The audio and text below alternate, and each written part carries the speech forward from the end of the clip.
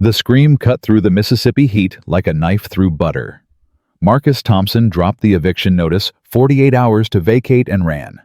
His boots hit dirt, then gravel, his heart pounding against his ribs. Not now, not today, not when he was already losing everything. He found her on County Road 47, blonde hair, wild white dress, torn blood on her hands, standing over a smoking BMW with a gun trembling in her grip. "He's coming," she whispered. "My father. He'll kill you for helping me." Marcus should have walked away, should have let the rich girl and her problems disappear down that empty road. But something in her eyes, pure terror mixed with desperate hope, made him stay. That decision would cost him everything, and save them both. Drop a comment with your city so I can see how far this story reaches. The scream wasn't like the movies. It was raw, primal, the sound of someone who'd never screamed before and didn't know how to stop. Marcus Thompson's hands were still shaking from reading the bank's final notice when he heard it. 48 hours. That's all he had left before 4 generations of Thompson blood and sweat got auctioned off to the highest bidder. He was halfway to the road before his brain caught up to his legs.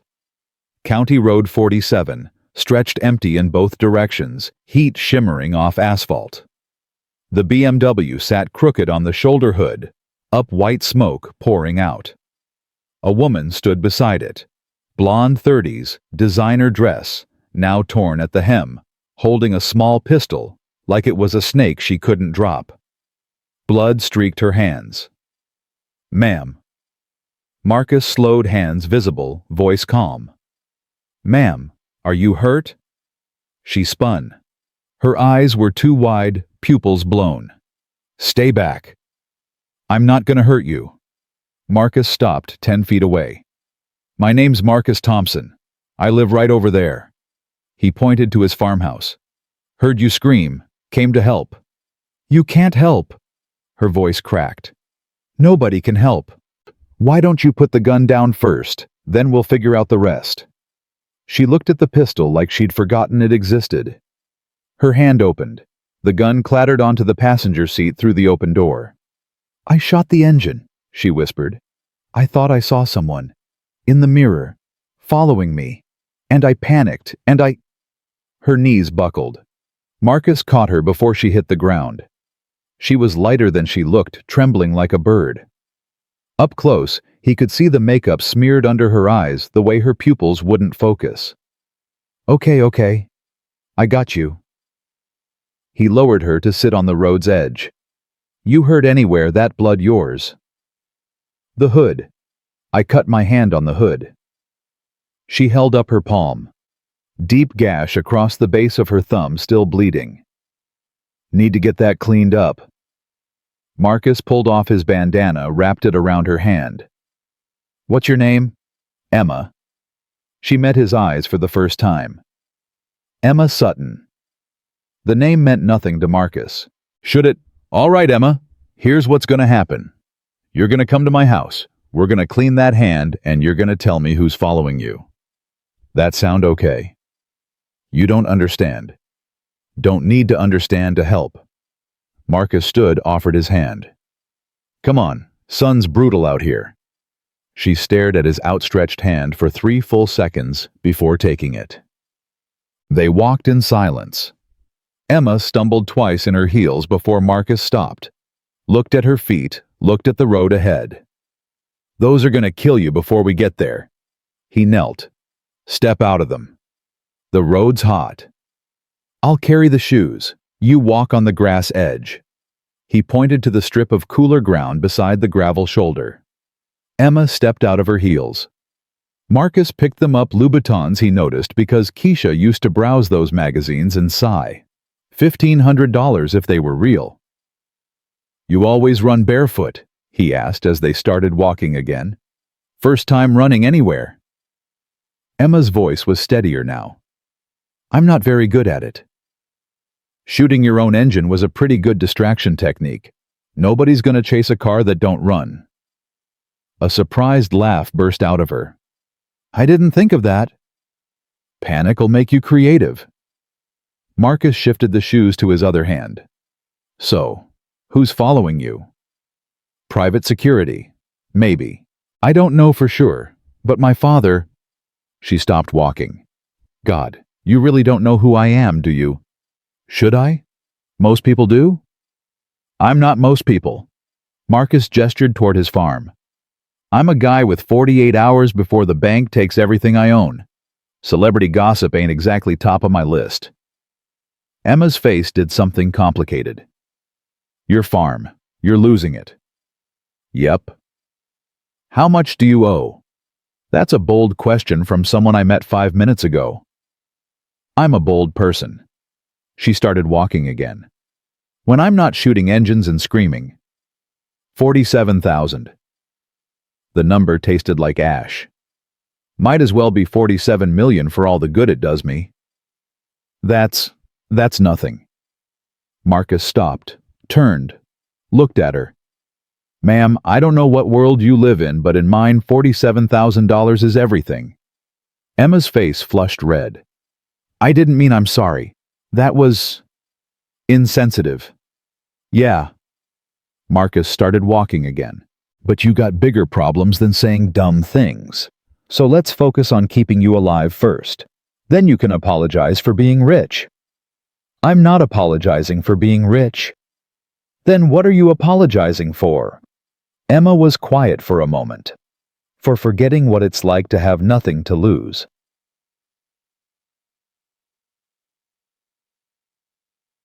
The Thompson farmhouse had seen better decades. Paint-peeling porch, sagging screens, held together with duct tape and prayer.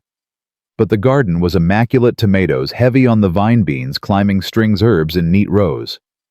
Your wife's garden? Emma asked. Ex-wife. And no, mine. Marcus opened the screen door. Keisha hated gardening, said it was too much like work. Inside the house was clean but worn. Photos covered every wall, black faces spanning generations, all sharing the same strong jaw, the same direct gaze. Bathroom's upstairs, first door on the right, Marcus pointed. Get cleaned up. I'll find the first aid kit.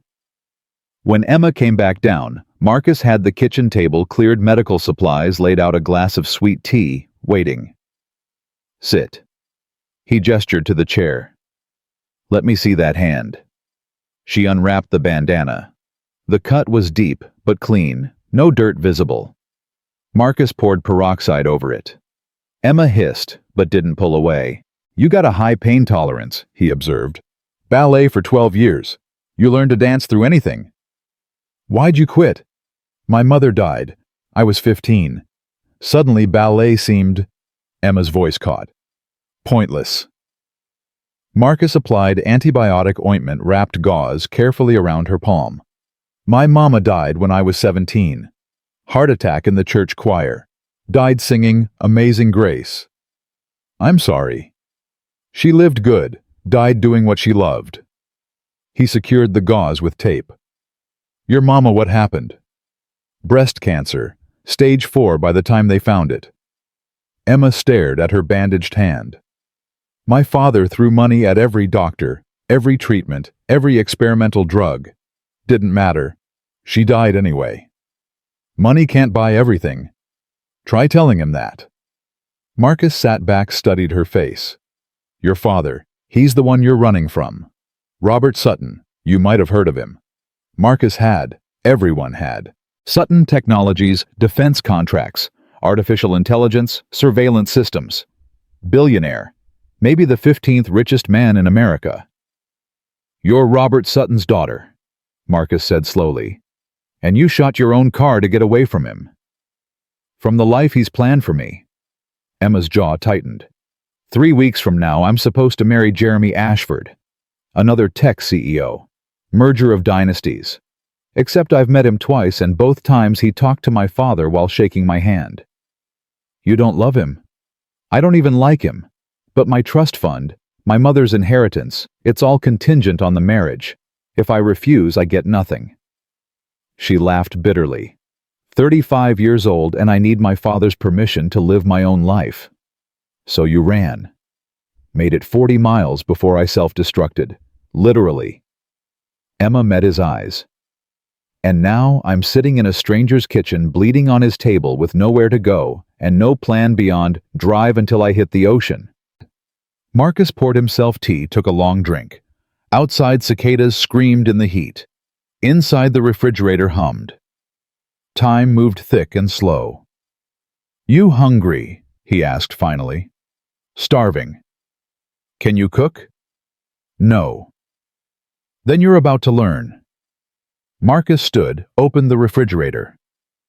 Lesson 1: fried chicken takes planning. Lucky for you, I got a bird thawing. Lesson 2: don't just watch, you're gonna do the work. Why? Because if you're gonna hide out here for a few days, you're gonna earn your keep. He set the chicken on the counter. "I don't have time for passengers. You work, you eat. You don't work, there's the road." Emma stood up. "I've never what worked time to start." Marcus handed her an apron. "Put that on, and take off those rings. You're about to get messy." For the next hour, Marcus taught Emma how to season chicken, how to heat oil to the right temperature, how to know when the crust was golden. She burned the first piece, undercooked the second. The third came out perfect. There. Marcus bit into it, nodded. "That's edible." "Edible? It's delicious." Emma's face was flushed from the heat, smiling for the first time since he'd found her. "I made that." "You did." Marcus started on the collard greens. "Now come learn vegetables, and don't overcook them like white people do." "I am white people." "Your mama was Chinese. That counts for something." He handed her a knife. "Chop those onions, small dice. If you cry, cry into the sink, not the pot." They cooked together as the sun lowered. Emma asked questions about the farm, about his family, about what it meant to be the fourth-generation working land that almost broke you. Marcus answered, between teaching her to make cornbread, how to season by taste instead of recipe, how to know when greens were done by their smell. "My mother used to cook," Emma said quietly, stirring the pot. "Before my father got rich. Before we had chefs and meal services and catered everything. She'd make these dumplings, pork and cabbage, and the whole house would smell like ginger and sesame oil. You remember the recipe?" "No, I was too young to pay attention." Emma's voice cracked. "And then she got sick, and by the time I was old enough to ask, she was too tired to teach me." Marcus turned off the stove. "Set the table. Food's ready." They ate in the kitchen, the good plates, because Marcus's mama had taught him, you always use the good plates for guests. Emma ate like she hadn't seen food in days. 3 pieces of chicken, 2 helpings of greens, 4 squares of cornbread. "This is the best meal I've had in years," she said. "You need better restaurants." "I need a different life." Emma set down her fork. "Marcus, can I stay here just for a few days? Until I figure out what to do next." "Your daddy's gonna send people looking." "I know. They find you here, they're gonna ask questions I can't answer." "I know. And I got 48 hours before the bank comes. After that, this ain't even my house to offer." "Then let me help." Emma leaned forward. 47,000. I can write you a check right now." "No." "Why not?" "Because—" Marcus stood, paced the small kitchen. "Because I'm a black man trying to hold on to land my great-grandfather bought in 1947. You know what he went through to get this place, 20 years of saving, being turned down by every white bank in the county, finally getting approved at triple the interest rate, working himself half to death to make payments. That's not fair." "Fair." Marcus's voice rose. "My granddaddy got audited by the IRS 3 times in 5 years, while Tom next door, white guy, same farm size, never got audited once. My daddy applied for an equipment loan in 1985, got turned down, watched his white neighbor get approved the same week. And me, I got charged higher insurance rates, higher interest, and when I asked why, they said risk assessment." He stopped, breathing hard. "So yeah, I could take money from Robert Sutton's daughter. But then what everyone in this county's gonna say, Marcus Thompson couldn't make it on his own. Needed a rich white woman to save him. That gonna be my legacy." Emma stood too.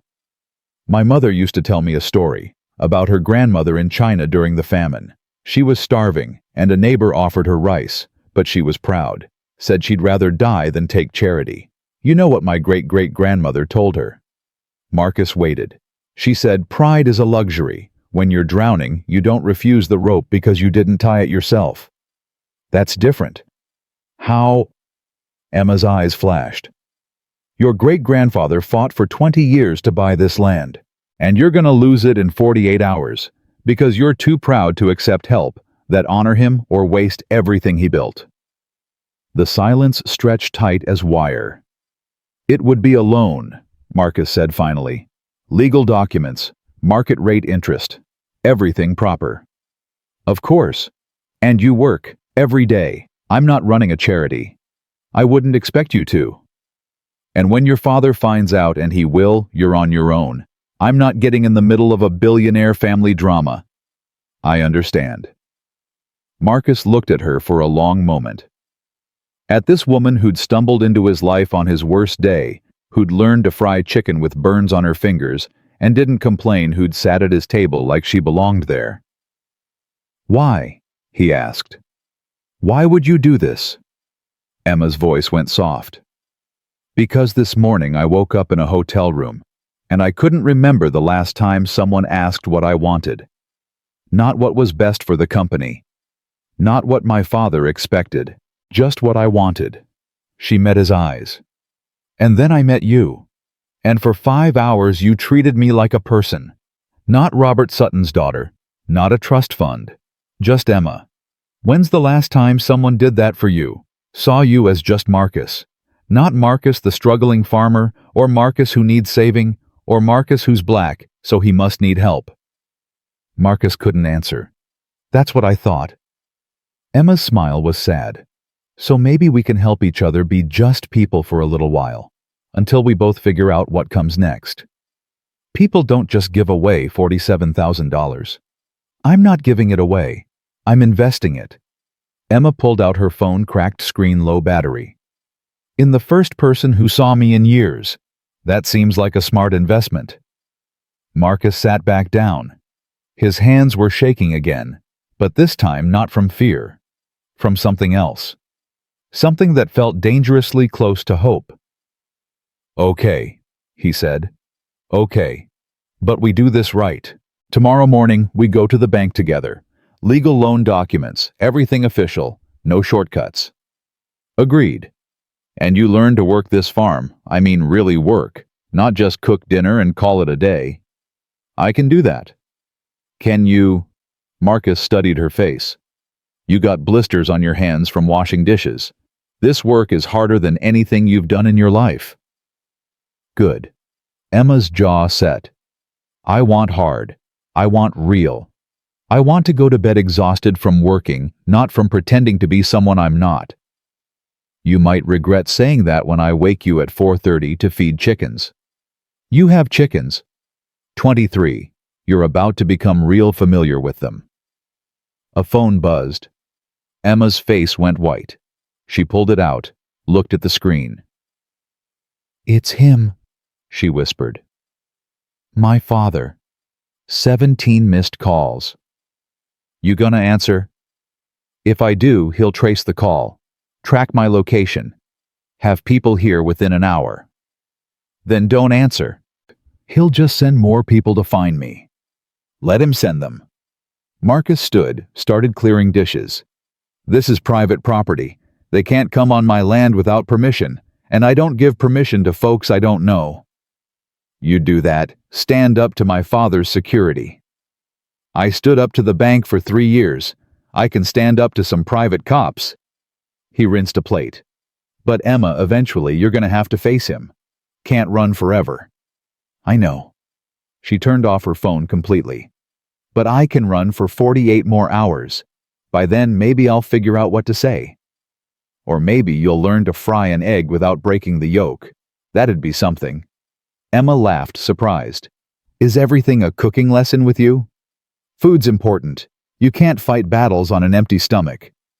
Marcus handed her a dish towel. Dry those, then I'll show you where you're sleeping. They cleaned the kitchen together. Outside, the sun set fire to the cotton fields, turning white bowls golden. Cicadas sang their evening song. Somewhere in the distance, a dog barked. Marcus watched Emma dry dishes with her bandaged hand, her expensive dress stained with grease and flour, and thought about his mama's voice. "Baby, sometimes God sends you help in strange packages. Don't be too proud to open them." Maybe this was his strange package. A runaway heiress with no cooking skills and $47,000 she was willing to loan him. It wasn't how he'd imagined saving the farm. But then nothing about the last 3 years had gone how he'd imagined. "Come on," he said when the dishes were done. "I'll show you David's room. Fair warning, it's mostly Star Wars posters and dirty socks." "Who's David?" "My son, 16. Lives with his mama in Memphis." Marcus led her upstairs. "He comes summers. You'll meet him in a few weeks." "What's he like?" "Smart. Good kid. Wants to be an engineer." Marcus opened the door to David's room. "Hates farming. Says it's too much work for too little reward." "Is he wrong?" "No." Marcus pulled clean sheets from the closet. "But wrong doesn't mean it's not worth doing. You'll learn that once you've been here a few days." Emma took the sheets, started making the bed.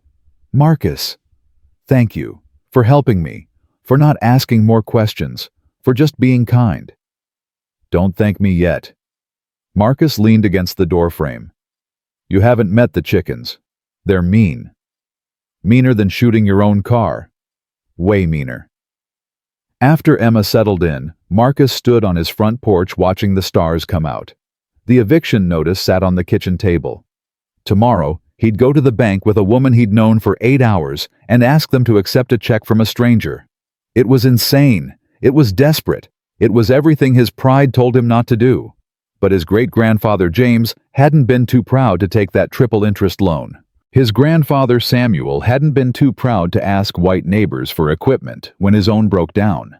His father Robert hadn't been too proud to join the NAACP and fight for fair lending.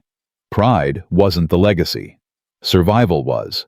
Holding on to the land no matter what it took, even if it meant accepting help from an heiress on the run.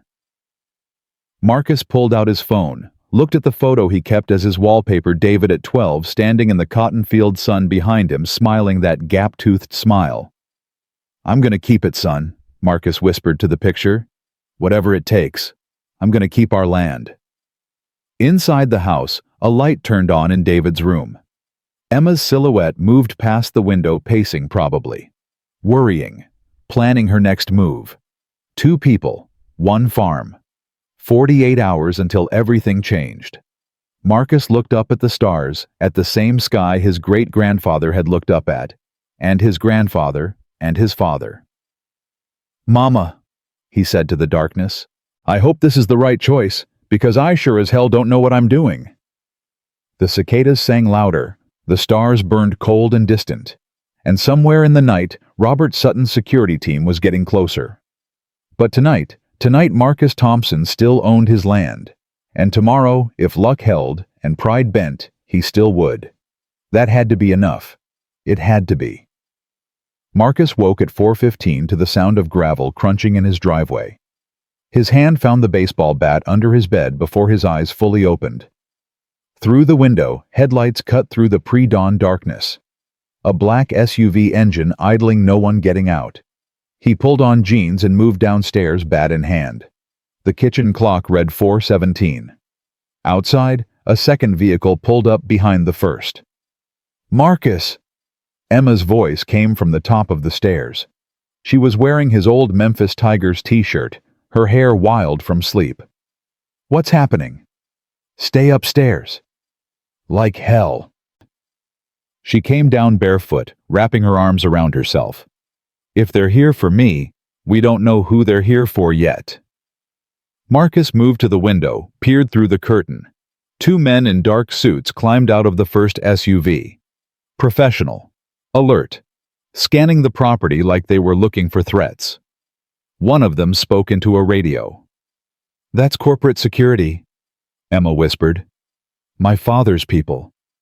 The second SUV's doors opened. 4 more men. Same suits. Same posture. 6 of them. Marcus said. That seemed normal to you. Nothing about my father is normal. Emma's voice shook. Marcus, you should let me go out there. Tell them you didn't know who I was, that I broke down and you helped me and they'll what? Thank me politely and drive away. Marcus set down the bat, pulled out his phone. I'm calling the sheriff. No. Emma grabbed his hand. My father has connections everywhere. The sheriff, the mayor, probably the governor. You call the cops, they'll side with him. This is Mississippi, not Boston. Sheriff Hayes has known me since I was 8 years old. And how much did your family donate to his re-election campaign? Marcus's jaw tightened. Not as much as your father, I'm guessing. Exactly. Emma moved to the window. Let me talk to them, alone. I'll tell them I'm leaving voluntarily, that you had nothing to do with... A knock on the door. 3 sharp raps. Mr. Thompson. A voice smooth and professional. Mr. Marcus Thompson. My name is David Chen. I'm head of security for Sutton Technologies. We need to speak with you about Emma Sutton. Marcus looked at Emma. She nodded once, her face pale. He opened the door but didn't step back. Didn't invite them in. David Chen was 40-something Asian American with the kind of calm that came from serious training. His suit probably cost more than Marcus's truck. Mr. Thompson, I apologize for the early hour. Chen's eyes flicked past. Marcus found Emma standing in the kitchen doorway. Miss Sutton, your father is very concerned. He's asked us to escort you home. I'm not going home, Emma said. Miss Sutton, I'm 35 years old. I'm not missing. I'm not in danger. I left of my own free will. Chen's expression didn't change. Your father has filed a wellness check. He's concerned about your mental state given recent events. What recent events? Emma stepped forward. The fact that I don't want to marry a stranger, that's not a mental health crisis, that's common sense. Your car was found abandoned on a county road. You discharged a firearm. You left behind your credit cards, your identification, everything. Chen's voice stayed level. From our perspective, those are concerning behaviors. From my perspective, those are the actions of someone who wants privacy. Nevertheless, your father has asked us to bring you back to Boston. For your own safety.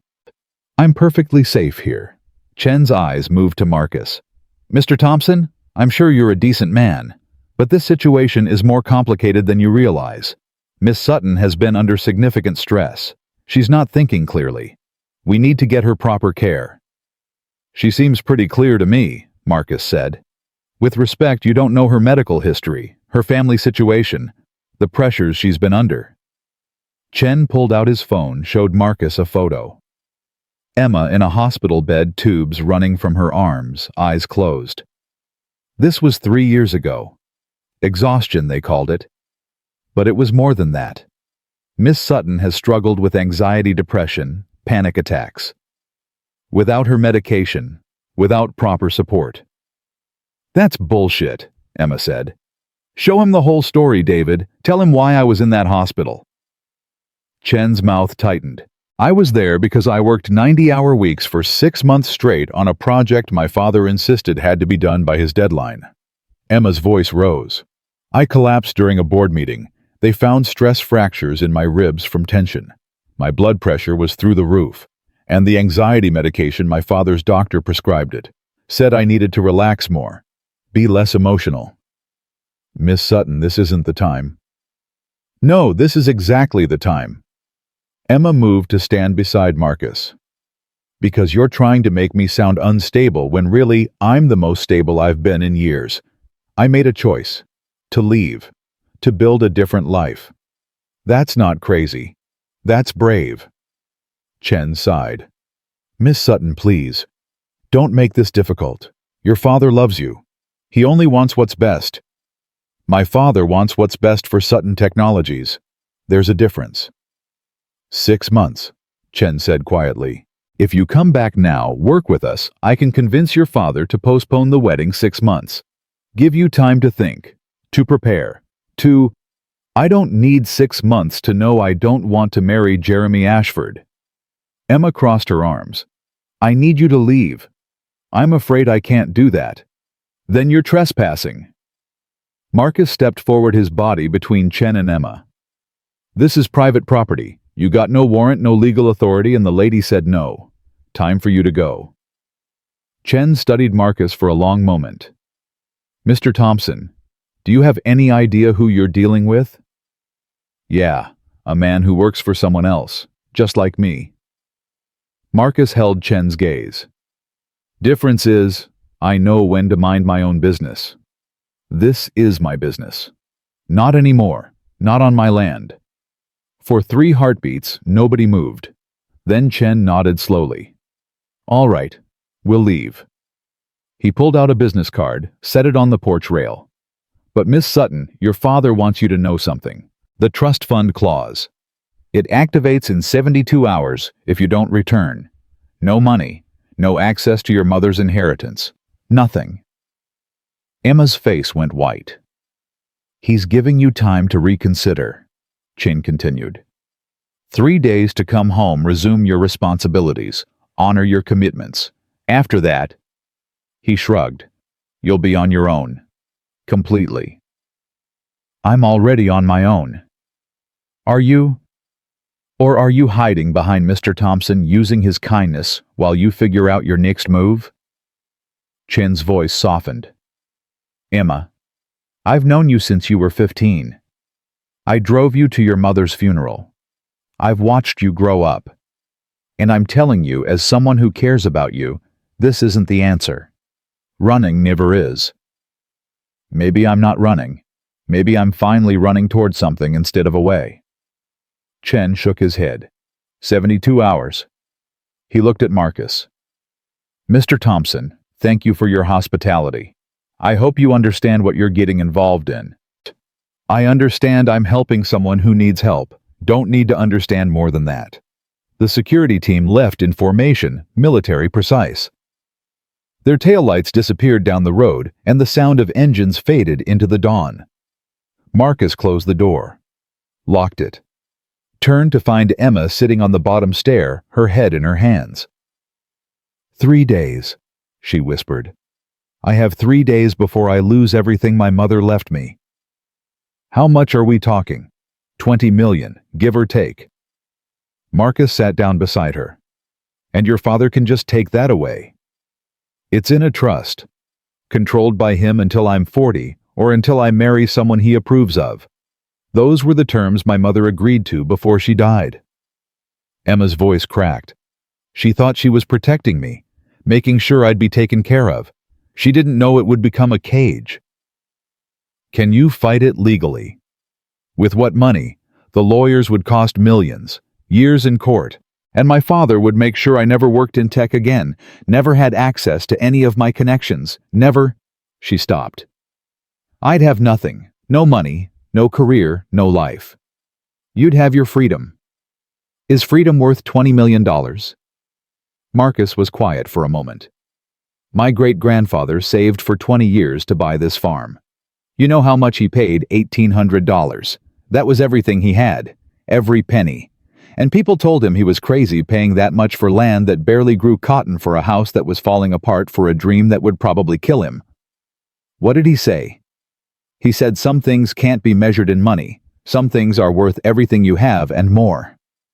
Marcus looked at her. So yeah, I think freedom's worth $20 million. But that's easy for me to say. I've never had $20 million. Emma laughed, but it came out more like a sob. I don't know what to do. Right now, we're gonna feed chickens. Then we're gonna go to the bank, save my farm, and figure out the rest later. Marcus, did you hear what I just said? I might lose everything. I heard you, and you might, but that doesn't change what needs doing today. He stood, offered his hand. Come on, chickens don't care about trust funds. Emma took his hand. Let him pull her up. You're infuriating, you know that. So I've been told, get dressed, wear something you don't mind ruining. 30 minutes later, Marcus led Emma to the chicken coop. 23 birds, mostly Rhode Island Reds, scattered around a clean but aging structure. First rule, Marcus said, opening the gate. Respect the chickens. They're mean, they're fast, and they remember grudges. They're birds. They're dinosaurs in bird costumes. Don't underestimate them. He handed her a bucket of feed. Scatter it around the yard, not in piles. Spread it out so they don't fight. Emma took the bucket, started throwing feed. Immediately chickens swarmed her, pecking at her feet, her legs jumping at the bucket. Too fast, Marcus called. Slow and steady, let them settle. They're attacking me. They're hungry. There's a difference. By the time Emma finished, she had scratches on her arms, feet in her hair, and pure fury in her eyes. I hate them, she declared. They don't care. Marcus collected eggs from the nesting boxes, showed her how to check for freshness, how to handle them without breaking. This is what you wanted, right? Real work, honest living. I wanted purpose, not assault by poultry. Same thing. He handed her the egg basket. Take these inside, wash them gently, put them in the carton in the fridge. I'll get the truck ready. The First National Bank of Yazoo County occupied a brick building that had stood since 1923. Inside it smelled like old paper and anxiety. Marcus had spent more hours in this building than he wanted to remember, always asking for more time, more understanding, more mercy. Today felt different. Today he walked in with a check. Marcus Thompson. Patricia Williams looked up from her desk, her reading glasses on a chain around her neck. She'd been working at First National for 30 years, had processed his father's loans, his grandfather's loans. Please tell me you're here with good news. I'm here to pay off my debt. Marcus set the check on her desk. Emma stood beside him, her head high despite the chicken scratches on her arms. Patricia picked up the check, studied it, then looked at Emma. Her eyebrows rose. Emma Sutton. As in Sutton Technologies. Yes, ma'am. And you're loaning Marcus $47,000. Yes, ma'am. Patricia looked between them, her expression impossible to read. This is highly irregular. But legal, Emma said. I've prepared loan documents, market rate interest, 5-year repayment schedule, everything above board. She placed a folder on the desk. If you need to verify the funds... Oh, I'm verifying everything. Patricia put on her glasses, started reading. Does your father know about this? My trust fund is mine to manage as I see fit. Until you're 40 or married. Patricia glanced up. That's public information, by the way. Part of your mother's estate filing. Emma's jaw tightened, but she said nothing. Patricia read for 10 minutes while Marcus stood there, sweat gathering at his collar despite the air conditioning. Finally, she set down the papers. These documents are in order. She looked at Marcus. You understand what you're agreeing to. Market rate is 7%. Over 5 years, you'll pay back $63,000. I understand. And if you default, Miss Sutton can claim the property. I won't default. Your father said the same thing. So did your grandfather. Patricia's voice softened. Marcus, this farm has been in your family for 77 years. Don't risk it on... She stopped, glanced at Emma. On uncertain arrangements. The only uncertain thing was whether I'd lose it to the bank. Marcus met her eyes. Now I got a fighting chance. That's more than I had yesterday. Patricia was quiet for a moment. Then she nodded. All right. I'll process this. The foreclosure notice will be withdrawn by end of business today. Marcus felt something unknot in his chest, something that had been tight for 3 years. Thank you, Patricia. Don't thank me, thank her. Patricia looked at Emma. And Miss Sutton, I hope you know what you're doing. This town talks. By tomorrow, everyone will know Robert Sutton's daughter loaned money to Marcus Thompson. People will have questions. Let them question. They'll have opinions too, not all of them kind. I'm used to that. Patricia sighed, stamped the documents, entered information into her computer. You'll receive confirmation by email within the hour. Marcus, the property is yours, for now. They walked out into the Mississippi heat. Marcus made it to his truck before his legs started shaking. He leaned against the hood, breathing hard. You okay? Emma touched his arm. I just saved my farm. His voice came out rough. With money from a woman I met yesterday. That's not okay, that's insane. Insane is letting banks steal what your family built. People are gonna talk. You heard Patricia? By tomorrow, this whole county's gonna know your name. Good. Maybe my father will hear about it too. Maybe he'll realize I'm serious about building a different life. Marcus looked at her. You really think loaning me money is gonna change his mind about the wedding? No, but it'll prove I can make my own decisions, that I don't need his permission to live. Even if it costs you $20 million. Emma was quiet for a long moment. You know what the worst part about being rich is? Everyone assumes money is the most important thing. That I'd do anything to keep it. That without it, I'd be nothing. Wouldn't you? I don't know. That's what I'm trying to find out. She opened the truck door. Can we go home? I want to learn how to make biscuits. Home. She'd called his farm home. Marcus climbed into the truck, started the engine. Biscuits are harder than chicken. Everything is harder than I thought it would be. That mean you're giving up? That means I'm just getting started. Back at the farm, Marcus taught Emma how to make biscuits the way his grandmother had taught him. Flour, butter, buttermilk, salt. No measurements, just feel. Emma's first batch came out like hockey pucks. These are terrible, she declared, biting into one. Yep. You're supposed to be encouraging. I'm supposed to be honest. Try again. Marcus dumped the failed biscuits in the compost. Less working the dough. Biscuits like to be handled gentle. Her second batch was better. Flaky golden, almost right. Now we're cooking, Marcus said, slathering one with butter and honey. Literally. They ate lunch on the porch. Biscuits, leftover chicken, fresh tomatoes from the garden. Emma's phone buzzed 17 times. She turned it face down and ignored it. Your father, Marcus asked. Probably, or Jeremy, or my father's lawyers, or... She stopped. Do you ever just want to disappear? Like completely no phone, no email, no way for anyone to find you? Every time the bank called. What stopped you? This place. These fields. Knowing if I left 4 generations of Thompsons would be ashamed of me. Marcus looked out at his land. Also David. Couldn't disappear on my son. When's he coming for the summer? 2 weeks. He doesn't know about the foreclosure scare. Didn't want to worry him during finals.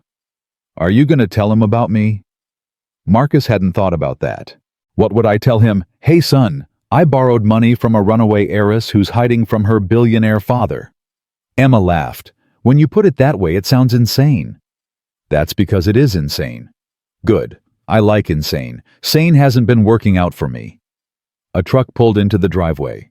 Old blue Ford rusted wheel wells engine that knocked.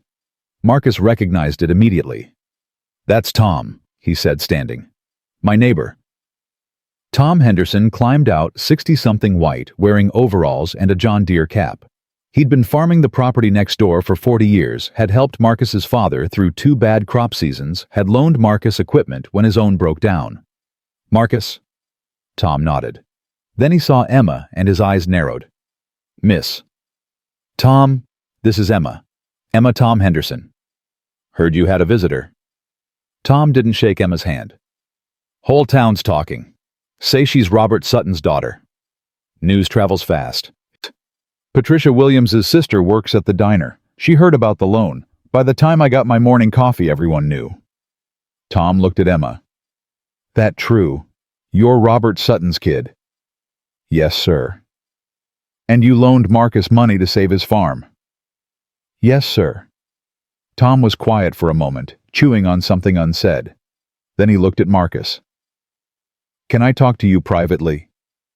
They walked toward the barn out of Emma's earshot. You out of your damn mind.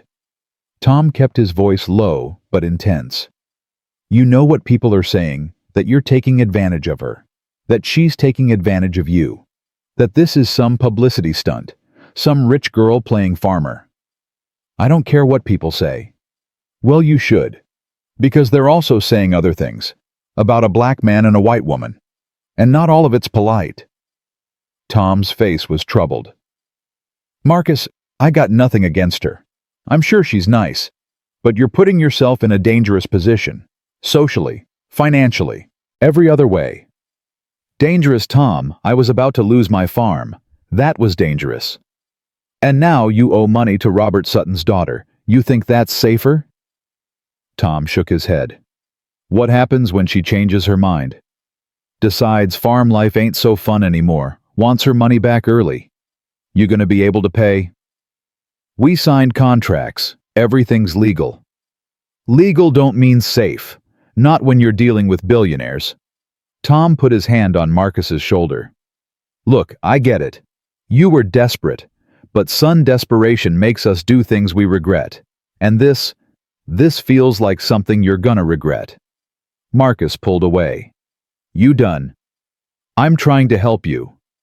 By telling me I made a mistake, by assuming the worst. Marcus's voice rose. Emma helped me when no one else would.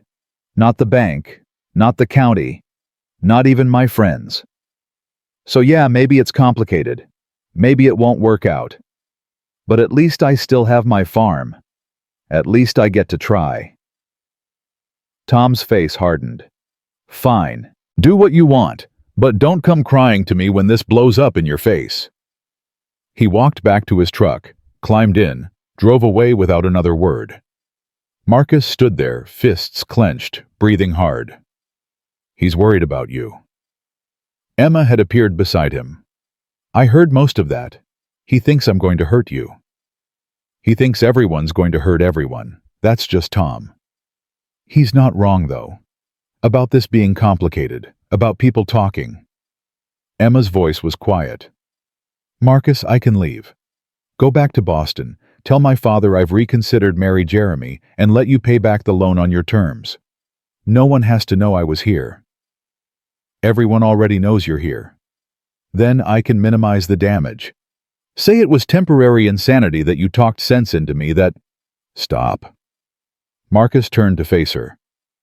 You really think running back to your father is the answer, after everything you said? I think I don't want to ruin your life because I'm too scared to face mine. You're not ruining anything, you're helping. Am I? Or am I just hiding while you take all the heat? Emma's eyes filled with tears. David Chen was right. I am using your kindness, using this place, using you. That what you think you're doing. I don't know what I'm doing. That's the problem. Marcus was quiet for a long moment. Then he said, Come with me. He led her to the south field, to an oak tree so old it had probably been there when his great-grandfather bought the land. Under the tree a simple stone marker, James Thompson, 1898 to 1970. Beside it, two more Samuel Thompson, 1925 to 1998.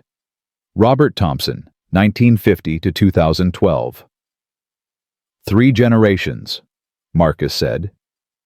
All buried here because this land meant everything to them, more than money, more than comfort, more than what anyone else thought. They had each other, though, family. You have David.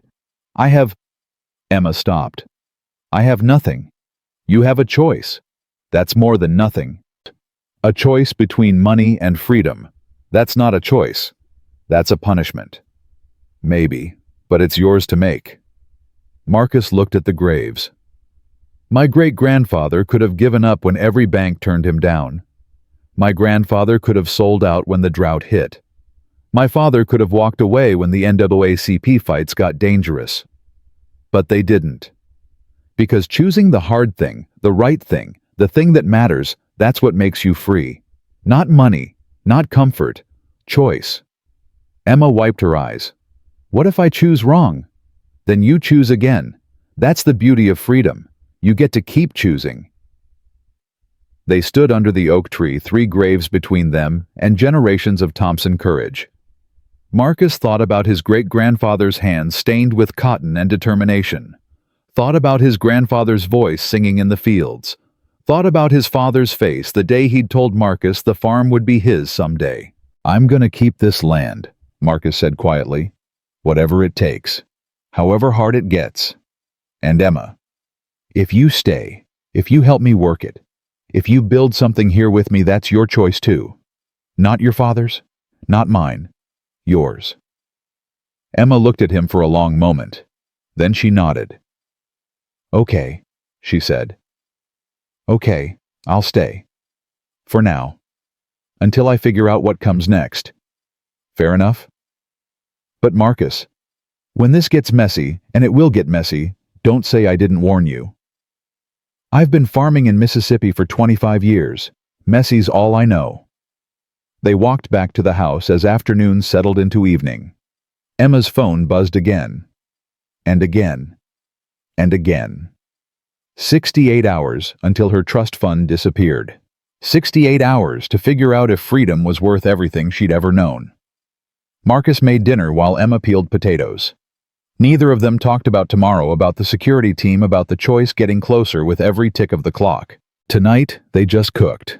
Just existed. Just chose for a few more hours to be exactly where they were.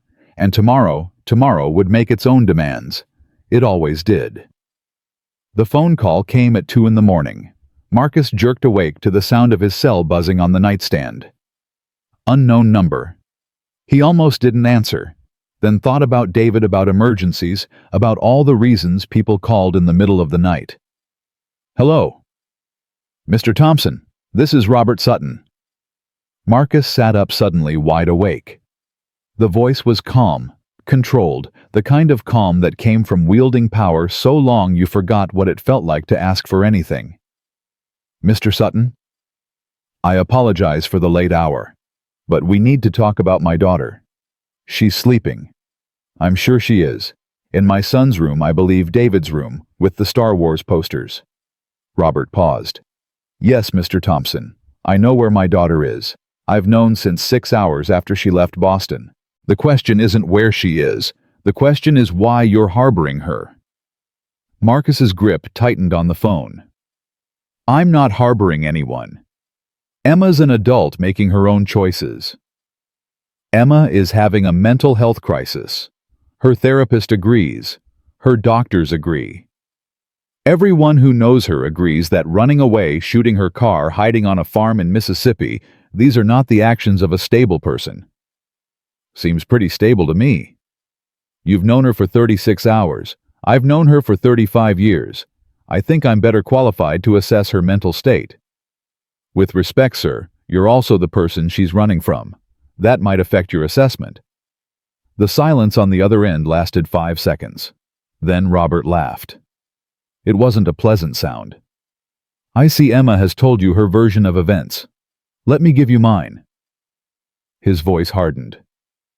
"My daughter is a brilliant woman who has struggled with anxiety and depression since her mother died.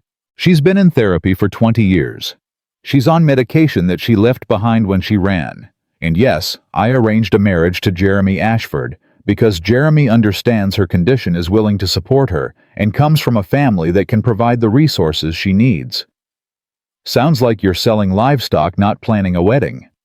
"I'm protecting my daughter from making decisions that will destroy her life. Or decisions that don't fit your plans. Mr. Thompson." Robert's voice went cold. "I've done my research on you. 4th-generation farmer, divorced, behind on your mortgage until yesterday when my daughter inexplicably loaned you $47,000. Tell me, how long had you been planning this? Planning what? Don't insult my intelligence. A struggling black farmer, a vulnerable white woman with access to millions. The optics are convenient, aren't they?" Marcus was on his feet now, pacing his bedroom. "You think I'm running some kind of scam? I think you saw an opportunity and took it. I don't blame you. $47,000 is a life-changing amount of money for someone in your position.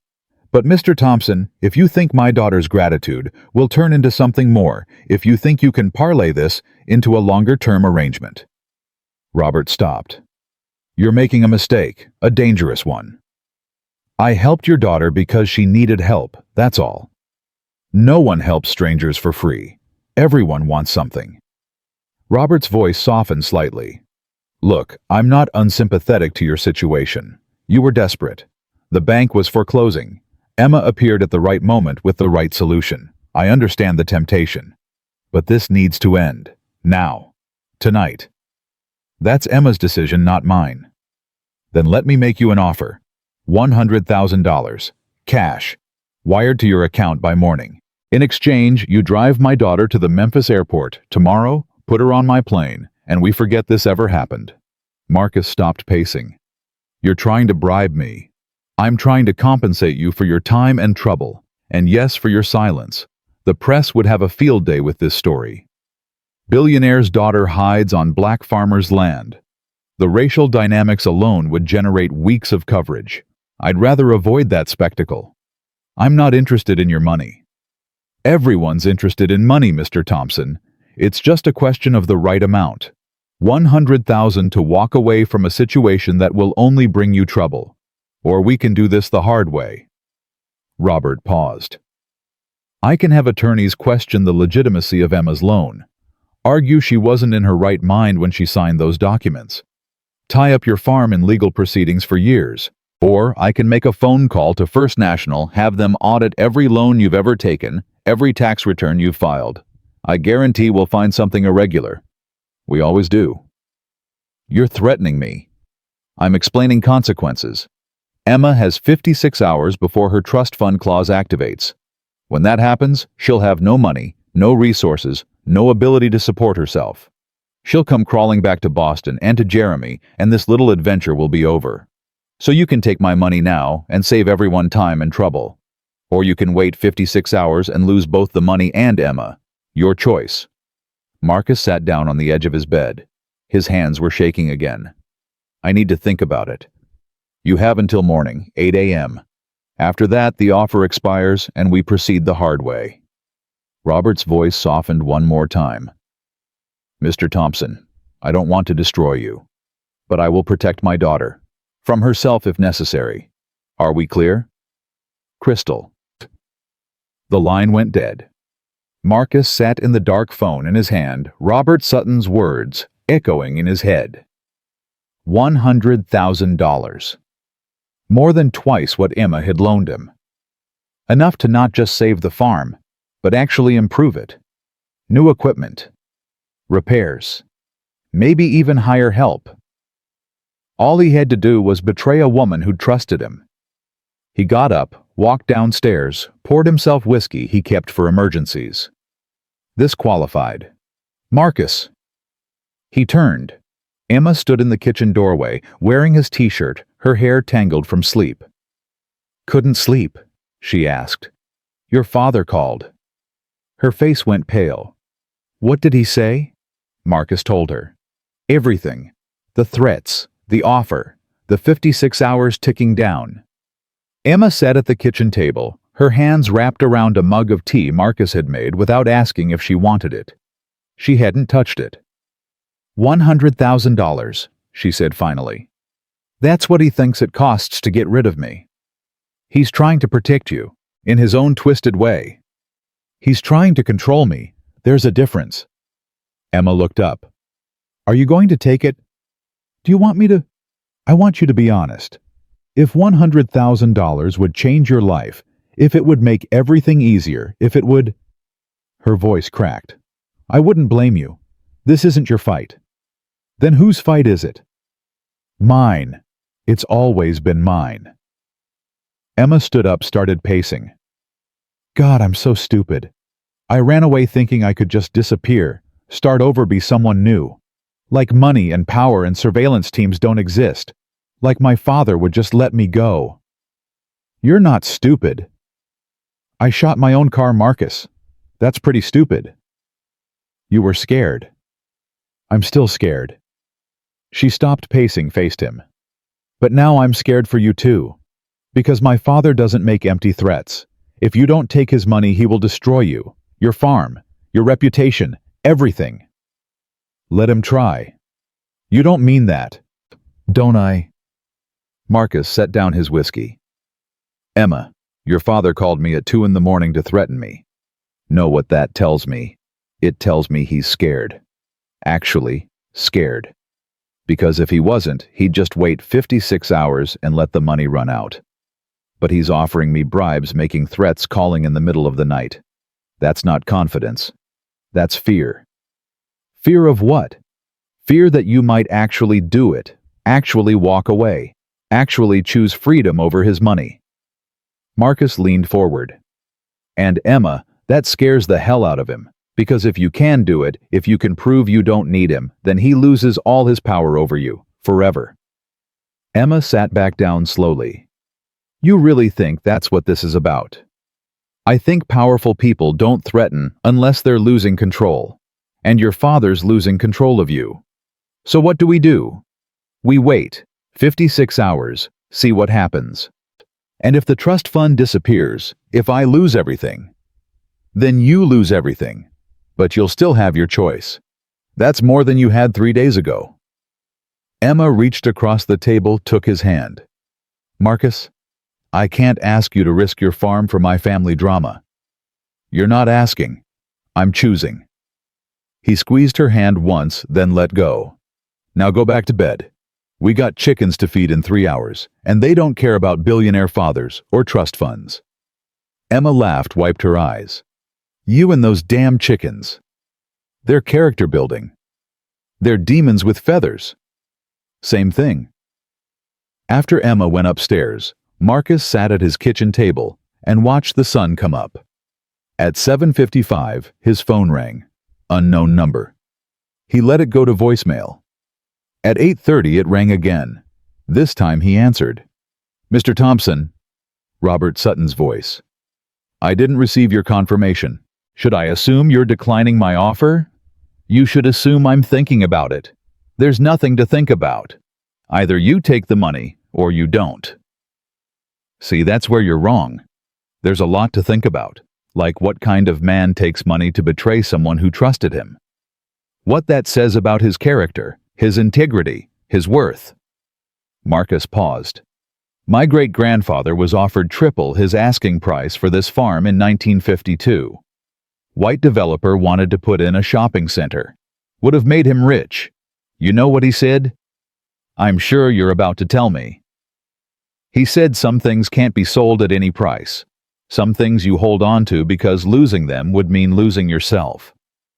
Marcus looked out the window at his land, at the fields his family had worked for 77 years. So no, Mr. Sutton. I'm not taking your money. I'm not putting Emma on a plane. I'm not helping you force your daughter into a life she doesn't want. Silence. Then Robert said very quietly, You've made a serious mistake. Probably, but it's my mistake to make. We'll see how long your nobility lasts when the lawyers come, when the auditors show up, when every newspaper in Mississippi is running stories about the black farmer who took advantage of a mentally unstable white woman. You do what you gotta do, Mr. Sutton. So will I. Marcus hung up. His hands were shaking worse than before, but his mind was clear. He'd made his choice. Whatever came next, at least it would be honest. Emma appeared at the bottom of the stairs. I heard. Yeah. You told my father no. I did. Why? Because some things can't be sold at any price. Marcus stood up. Now come on. Those chickens are going to revolt if we don't feed them soon. They worked in silence that morning. Fed chickens, collected eggs, weeded the garden. Emma's phone buzzed constantly. She turned it off after the 20th call. At noon, a car pulled up. Not a black SUV this time. A silver Mercedes. 2 people got out. A man in an expensive suit. A woman carrying a briefcase. Mr. Thompson. The man approached. I'm Richard Walsh, attorney for Sutton Technologies. This is Dr. Sarah Chen, a licensed psychiatrist. We need to speak with Emma Sutton regarding her mental health status. Marcus stepped between them and the house. Emma's not talking to anyone without her own lawyer present. Mr. Thompson, we're here to help. You're here to declare her mentally unfit so her father can force her back to Boston. I watch TV. I know how this works. Dr. Chen stepped forward. Mr. Thompson, I've been Emma's therapist for 3 years. I know her medical history. I know her struggles. And I'm genuinely concerned that she's experiencing a dissociative episode that requires professional intervention. She seems pretty present to me. Dissociation can be subtle. The patient often doesn't realize they're in crisis. Dr. Chen's voice was gentle but firm. Emma left behind her medication, her support system, her routine. These are classic warning signs of an escalating mental health emergency. Or they're signs of someone finally taking control of their life. Mr. Thompson, with respect, you're not qualified to make that assessment. Neither are you. Not without talking to her. And she's not talking to you without representation. The lawyer Walsh pulled out papers. We have a court order for a psychiatric evaluation, issued this morning by a judge in Boston. It requires Emma Sutton to submit to examination by a qualified professional within 24 hours. A Boston judge has no jurisdiction in Mississippi. Actually, we've filed for recognition of the order in Yazoo County. Judge Morrison signed off at 9 a.m. Walsh handed Marcus the documents. This is legal, Mr. Thompson. If Emma doesn't comply voluntarily, we're authorized to involve local law enforcement. Marcus looked at the papers. They looked official. They looked real. I need to make a call, he said. He pulled out his phone, dialed a number he hadn't called in years. Keisha, it's Marcus. I need help. Legal help. Right now. 20 minutes later, Emma sat at the kitchen table across from Dr. Chen, while Walsh and Marcus's ex-wife, Keisha, now a paralegal at a Memphis law firm, argued over the validity of the court order in the front yard. Emma. Dr. Chen's voice was soft. I'm not here to force you to do anything. I just want to make sure you're okay. I'm fine. Are you? Because 3 days ago you shot your car, abandoned your belongings, and disappeared without telling anyone where you were going. That doesn't sound fine. It sounds like someone making a choice. Or someone in crisis. Dr. Chen leaned forward. Emma, I know you've struggled with anxiety, with depression, with feeling trapped, and I know your father can be, she paused, controlling. But running away isn't the answer. What is the answer? Marrying Jeremy, living in Boston, spending the rest of my life as my father's puppet. The answer is processing your feelings in a healthy way, working through your trauma, building a support system that helps you make clear, rational decisions. I am making clear, rational decisions. Are you? Or are you reacting to fear? Dr. Chen pulled out a prescription bottle. You left without your medication. You've missed 4 doses. That alone could be triggering anxiety, paranoia, impulsive behavior. Emma stared at the bottle. I don't need those pills. I never did. Your prescription history suggests otherwise. My prescription history is my father's doctor prescribing me drugs to make me more compliant, more manageable, less emotional. Emma's voice rose. You want to know why I'm anxious, Dr. Chen? Why I'm depressed? Because I've spent 20 years being told I'm broken when really I was just trapped. Emma. No, you don't get to come here to this place where I finally feel like I can breathe and tell me I'm having a mental health crisis. The crisis was Boston. The crisis was the life my father built around me like a prison. This, Emma gestured around the kitchen. This is me getting healthy. Dr. Chen was quiet for a moment. Then she said, The Emma I know has a master's degree from MIT, speaks 4 languages, runs half marathons. That Emma didn't shoot her own car and hide on a farm. That Emma was suffocating. This Emma is learning to live. By cooking meals and feeding chickens. By choosing, every day, every moment. Choosing what I do, where I go, who I am. That's not a crisis, Dr. Chen. That's recovery.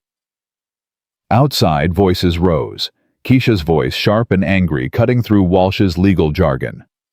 This order is garbage and you know it. A Boston judge declaring a Mississippi resident mentally unfit without examination, without local counsel, without due process.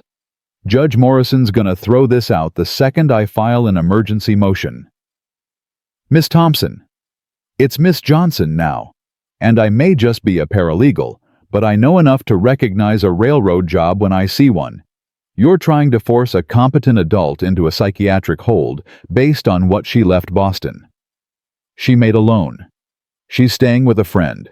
None of that's illegal or evidence of incompetence. She shot a firearm in public. At her own vehicle, on a deserted road, no injuries, no property damage except to her own car. That's not a crime in Mississippi, Mr. Walsh. That's target practice. Marcus couldn't help smiling. Keisha had always been fierce. It's what he'd loved about her back when love was enough.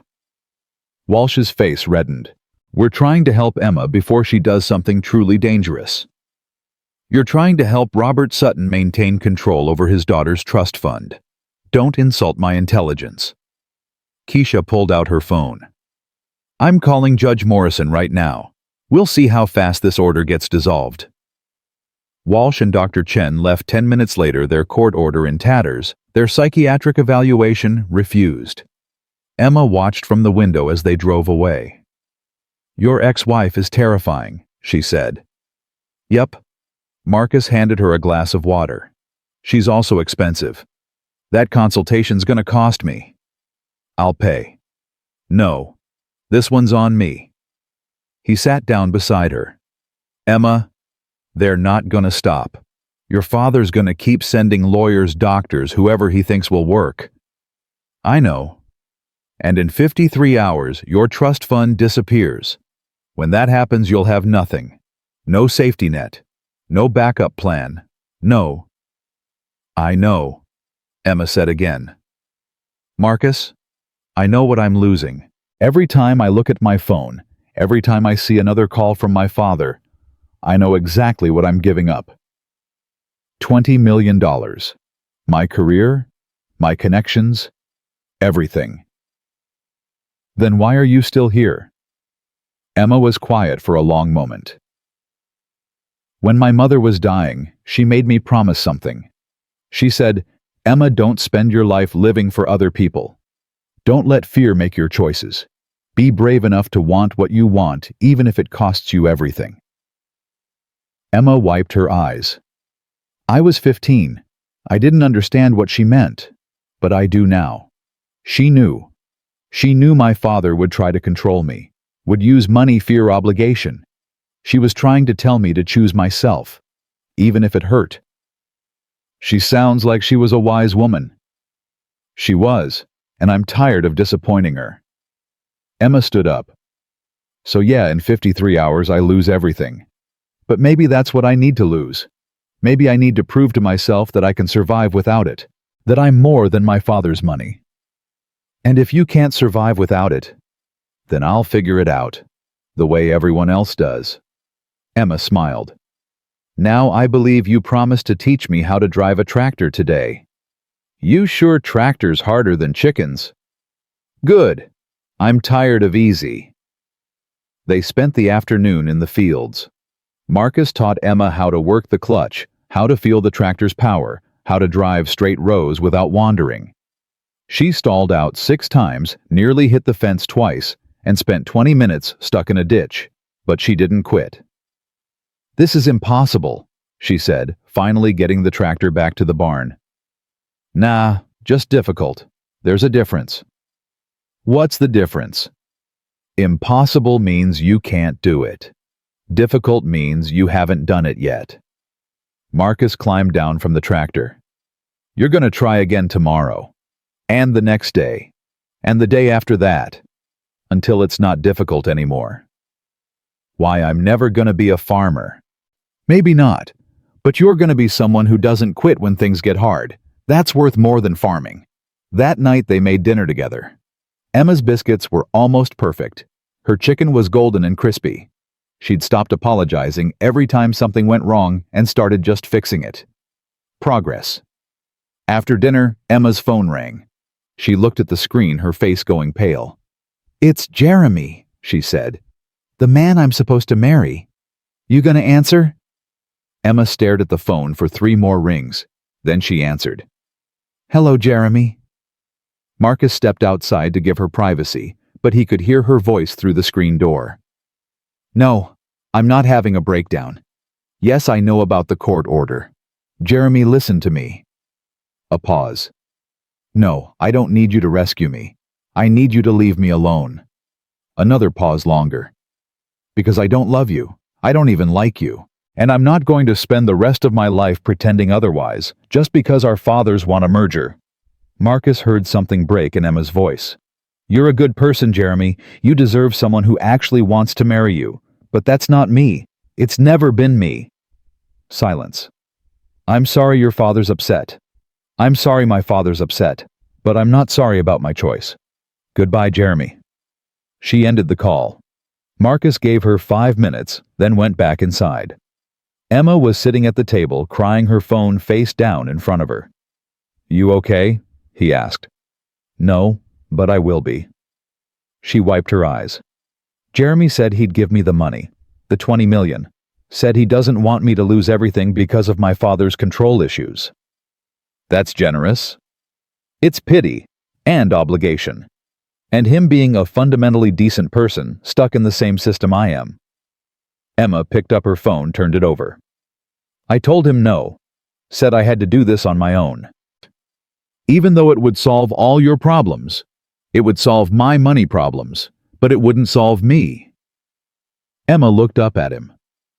"Does that make sense?" "More sense than you'd think." Marcus sat down across from her. "You got 52 hours left. You gonna make it?" "I don't know. Ask me in 52 hours. "Fair enough." He stood up. "Now come on. I'm teaching you to make cornbread from scratch. No recipe, just feel."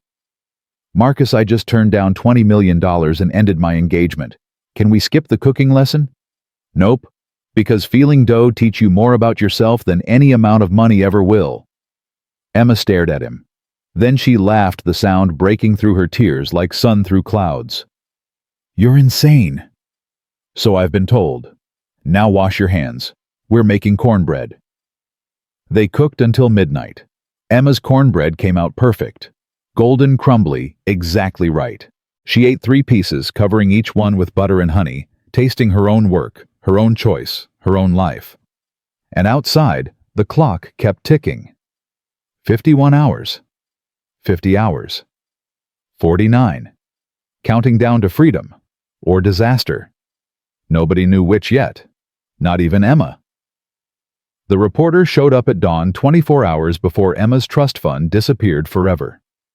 Marcus heard the car door slam and looked out to see a woman in her 40s camera crew behind her microphone, all ready in hand. Local news van, Channel 7 Jackson. "Mr. Thompson." She was walking toward the porch before he could stop her.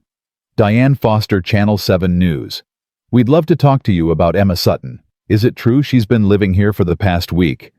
No comment. Marcus stepped outside, pulled the door shut behind him. "And you're on private property."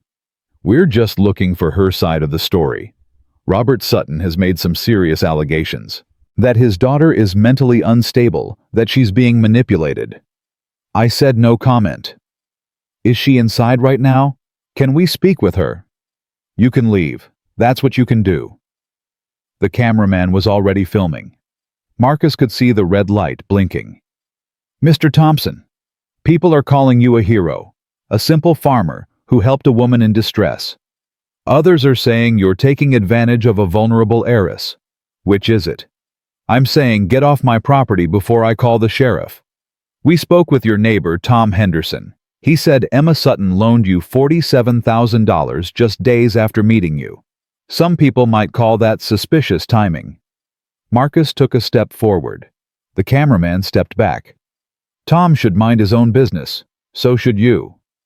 The public has a right to know. The public has a right to leave people alone." Marcus pulled out his phone.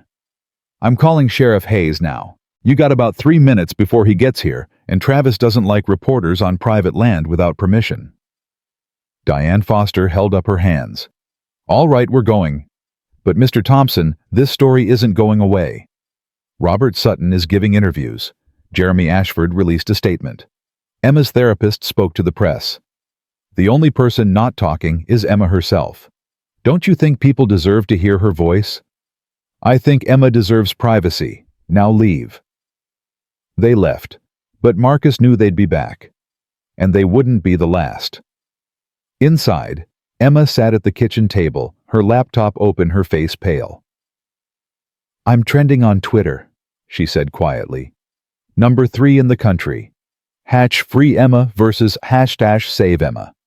People I've never met are arguing about whether I'm brave or crazy. Marcus looked over her shoulder. The screen was full of posts, thousands of them, everyone with an opinion about Emma's life. Some people are saying you're kidnapping me. Emma continued scrolling. That you're holding me hostage for ransom.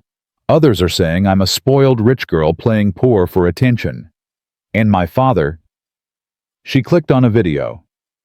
My father gave an interview to Good Morning America. She pressed play. Robert Sutton sat in an expensive suit, his face perfectly composed, his voice measured and sad. Emma is my only child, he said to the interviewer. Since her mother died, she struggled. Depression, anxiety, difficulty maintaining relationships. I've done everything I can to help her. The best doctors, the best care. And yes, I arranged her engagement to Jeremy Ashford, because Jeremy understands her needs, is patient with her episodes, and comes from a family equipped to support someone with her challenges. Some people are saying you're trying to control her, the interviewer said.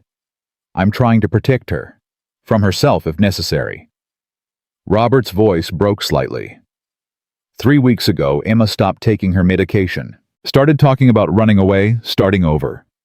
Her therapist warned me she was becoming unstable, and then she disappeared. Shot her car, abandoned her belongings, and is now staying with a man she met on the side of the road. He looked directly at the camera.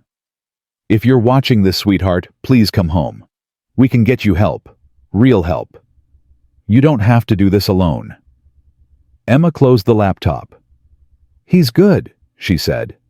Concerned father worried about his mentally ill daughter. He's positioned himself perfectly. If I stay, I'm crazy. If I go back, he wins. What do you want to do? I want to set the laptop on fire and never look at social media again. Emma pushed away from the table. But that won't solve anything. Then what will? I don't know, that's the problem. I thought running away would give me clarity. Instead, it's given me a media circus and 23 hours until I'm broke. She laughed, but it sounded hollow. Maybe my father's right. Maybe I am having a breakdown. You're not. How do you know you're not a psychiatrist? I know because crazy people don't question whether they're crazy. They don't learn to make biscuits and drive tractors and work through their fear. They just run. Marcus sat down across from her. You're not running, Emma. You're standing still for the first time in your life. That's not crazy. That's brave. Brave would be calling a press conference, telling my side, facing my father directly instead of hiding on your farm. Who says you're hiding? Emma met his eyes. Aren't I? Marcus was quiet for a moment. Then he stood up. Come on. Where? You'll see. He drove her to town to the Yazoo County Courthouse. Saturday morning, the square was busy with farmers, market vendors, families shopping, people living their normal lives. Why are we here? Emma asked. Because you need to see something. Marcus parked the truck, led her to the steps of the courthouse. My granddaddy was arrested here in 1963, protesting segregation. They took him in through those doors, beat him in a cell, downstairs charged him with disturbing the peace. He spent 3 days in jail. Marcus. He could have stayed quiet, could have accepted things the way they were. But he stood on these steps with 50 other black farmers and demanded to be treated like human beings. And you know what happened. What? They spit on him, called him every name you can imagine, threatened to burn his farm, kill his family. The newspaper ran an editorial calling him an agitator and a troublemaker. Half the white people in the county refused to do business with him. Marcus looked at the courthouse. But he didn't back down, didn't hide, didn't apologize for standing up for what was right. What are you saying? I'm saying hiding doesn't keep you safe, it just keeps you small. Marcus turned to her. You want clarity. Stop hiding. Tell your story. Let people see you really see you and trust that the truth is stronger than your father's version of it. What if they don't believe me? Some won't. Some will think you're crazy, spoiled, attention-seeking everything your father said. But some will see the truth. And Emma. The ones who see the truth are the only ones who matter. Emma looked at the courthouse steps, at the town square, at people going about their lives. Then she pulled out her phone. Okay, she said. Okay, I'll do it. Do what? Tell my story, all of it. No filters, no lawyers, no PR team, just me. She opened her phone, went to her social media. I'm going live, right now, right here. Emma, are you sure? No, but I'm doing it anyway. She hit the button. Here goes nothing. The live video started. Within seconds, viewers started joining. Hundreds, then thousands, then tens of thousands. Emma took a deep breath. Hi, I'm Emma Sutton. You don't know me, but you probably know my father, Robert Sutton. And if you've been following the news, you know he's worried about me. Says I'm having a mental health crisis. Says I'm unstable, unmedicated, making poor decisions. She paused. He's right about one thing. I did stop taking my medication. Want to know why? Because I don't need it. I never did. My father's doctor prescribed me anti-anxiety medication when I was 16, right after my mother died. Said I was too emotional, too difficult. The pills made me compliant, manageable, quiet. And for 20 years I took them because everyone told me I needed them. My father, my doctors, my therapist. Everyone except me. The viewer count climbed past 50,000. 3 weeks ago, I found out my father had been monitoring my phone, my email, my location for years. Every text I sent, every call I made, every place I went, he knew about it. When I confronted him, he said it was for my own good, that I needed protection from people who might take advantage of me. But really, he needed protection from me, making choices he couldn't control. Emma's voice steadied. So, yeah, I ran. Got in my car, drove until I couldn't drive anymore, and ended up on a county road in Mississippi with a broken car and no plan. And then I met Marcus Thompson, a farmer who helped me without asking for anything in return, who taught me to cook and work and stand on my own feet, who loaned me space to figure out who I am when I'm not being Robert Sutton's daughter. Emma. Marcus tried to interrupt, but she shook her head. People are saying Marcus is taking advantage of me, that I'm being manipulated. But here's the truth. I loaned Marcus money to save his farm because I wanted to. Because helping him made me feel useful for the first time in years. Not as an heiress, not as a business asset, but as a person who could make a real difference in someone's life. She looked at Marcus. He's not taking advantage of me. He's showing me what it means to live with integrity, to work hard, to choose yourself even when it costs everything. The viewer count hit 100,000. In 23 hours, my trust fund disappears. My father set it up that way. If I don't marry Jeremy Ashford, if I don't come home, if I don't submit to his control, I lose $20 million, and you know what, I'm going to let it go. Because money isn't worth my soul. It's not worth living a lie. It's not worth spending the rest of my life as someone else's puppet. Emma's hands were shaking, but her voice didn't waver. My mother died when I was 15. The last thing she told me was to be brave, to choose myself, to not let fear make my decisions. I'm 20 years late, Mom, but I'm finally listening. Tears ran down her face. So, Dad, if you're watching, I love you. I know you think you're protecting me, but you're not. You're suffocating me, and I can't breathe anymore. I need you to let me go. Let me make my own mistakes, live my own life, be my own person. Even if that means I fail. Even if that means I lose everything. Because at least it'll be my failure. My life. My choice. She wiped her eyes. To everyone else watching, I'm not asking for your support or your sympathy. I'm just asking you to understand that sometimes the bravest thing you can do is walk away from everything you know. Sometimes freedom costs everything, and sometimes that's exactly what it's worth. Emma ended the video. Her phone immediately exploded with notifications. Comments, shares, news outlets requesting interviews. The video had been viewed 200,000 times in 5 minutes. Did I just make everything worse? Emma asked. I don't know, Marcus said honestly. But you told the truth. That's got to count for something. Emma's phone rang. Unknown number, she answered. Miss Sutton, this is Amanda Chen from the New York Times. We'd love to do a full interview. Emma hung up. It rang again. CNN, then NBC, then BBC. Turn it off, Marcus said. You said what you needed to say. Let them figure out the rest. Emma powered down her phone. For a moment they stood on the courthouse steps in silence. Then someone started clapping. They turned. A woman in her 60s, black, wearing a church dress, was applauding. Then another person joined in, and another. Within seconds, a small crowd had gathered, people clapping, some crying. You did good, honey, the older woman said. Real good. Takes courage to stand up to family like that. Thank you, Emma whispered. My daughter went through something similar, another woman said. Not with money, but with control. Her husband tried to make all her decisions. Took her years to leave. Watching you just now, she stopped, overcome. You're helping more people than you know. But not everyone was supportive.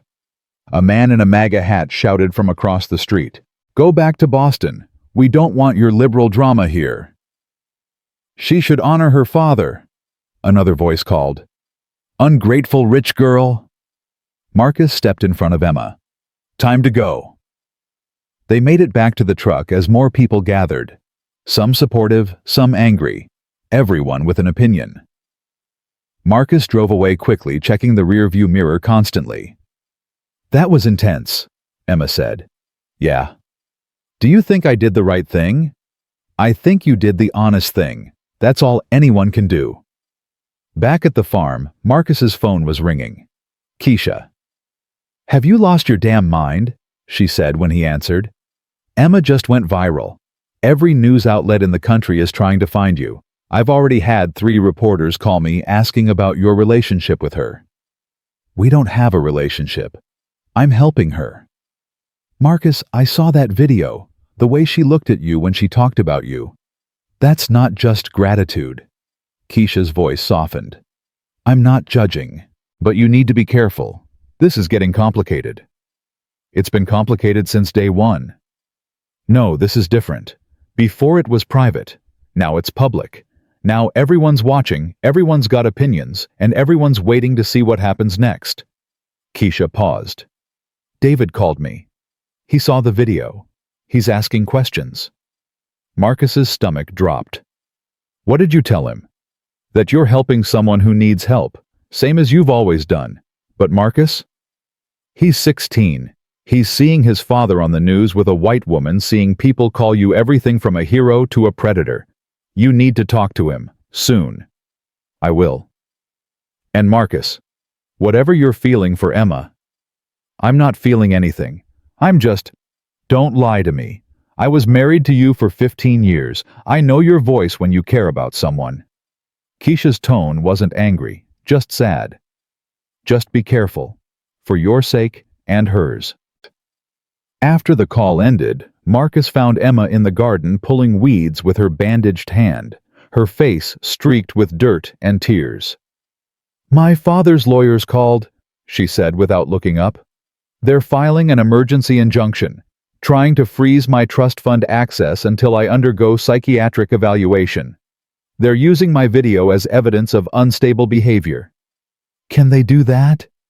They can try. Keisha's fighting it, but... Emma sat back on her heels. Marcus, I'm making everything worse for you. The reporters, the attention, the legal battles. You should ask me to leave. Is that what you want? I want to stop dragging you into my mess. Too late for that. I'm already in it. Marcus knelt beside her in the dirt. Emma, when my marriage fell apart, I thought it was because I failed. Because I couldn't give Keisha what she needed. Because I chose this farm over her happiness. Took me years to realize I didn't fail. We just wanted different things, and that's okay. What's your point? My point is, people are gonna think what they think. About you, about me, about us. We can't control that. We can only control what we know is true. He pulled a weed, tossed it aside. And the truth is, you helped me save my farm. I helped you find your courage. That's not a mess. That's mutual aid. That's what people are supposed to do for each other. Even when it costs them everything. Especially then. Emma looked at him for a long moment. Then she said something that changed everything. I think I'm falling in love with you. Marcus froze. I know I shouldn't be. Emma continued quickly. I know the timing's terrible, and the situation's impossible, and I'm probably just transferring my gratitude into feelings that aren't real. But Marcus, when I'm with you, I feel seen. Really seen. Not as an asset or a problem or a diagnosis. Just as me. She wiped her eyes. And I don't know what to do with that. Marcus sat back in the dirt, his mind racing. Emma, you don't have to say anything. I just needed you to know, because in 22 hours I lose everything. And if I'm going to be honest about the rest of my life, I need to be honest about this too. Emma, listen to me. Marcus turned to face her fully. You're in crisis. You're running from your father, fighting for your freedom, dealing with lawyers and reporters, and your entire life falling apart. That's not the time to figure out feelings. I know. And I'm 45 years old, divorced, struggling farmer. I got nothing to offer you except work and worry, and a farm that's barely surviving. I know that too. Then you know we can't. Marcus stopped. What are you really asking here? I'm asking if you feel it too. This thing between us. Or if I'm alone in it. Marcus was quiet for a long time. Then he said, I feel something, but I don't know what it is. Could be connection. Could be gratitude. Could be two lonely people finding comfort in each other during a hard time. He met her eyes. Or it could be the start of something real. But Emma, we can't know that now. Not in the middle of all this chaos. So what do? We focus on getting you through the next 22 hours. Getting you free from your father's control. Getting you stable and safe and sure of who you are. Marcus stood up, offered his hand. And then if we still feel this thing, we can figure out what it means. Emma took his hand, let him pull her up. And if we don't, then we gave each other exactly what we needed when we needed it. That's enough. Is it? Has to be. They went inside, washed their hands, started making dinner. But everything felt different now. Every glance carried weight. Every accidental touch lasted too long. The air between them was charged with possibility and fear and questions neither of them could answer yet. Emma's phone, powered back on, buzzed constantly. More interview requests, more comments, more people with opinions about her life, and one text from a number she didn't recognize. Emma, this is your Aunt Susan, your mother's sister. I saw your video. I'm in Jackson. Can I come see you? I have something you need to know about your mother's trust. Something your father never told you. Emma showed Marcus the text.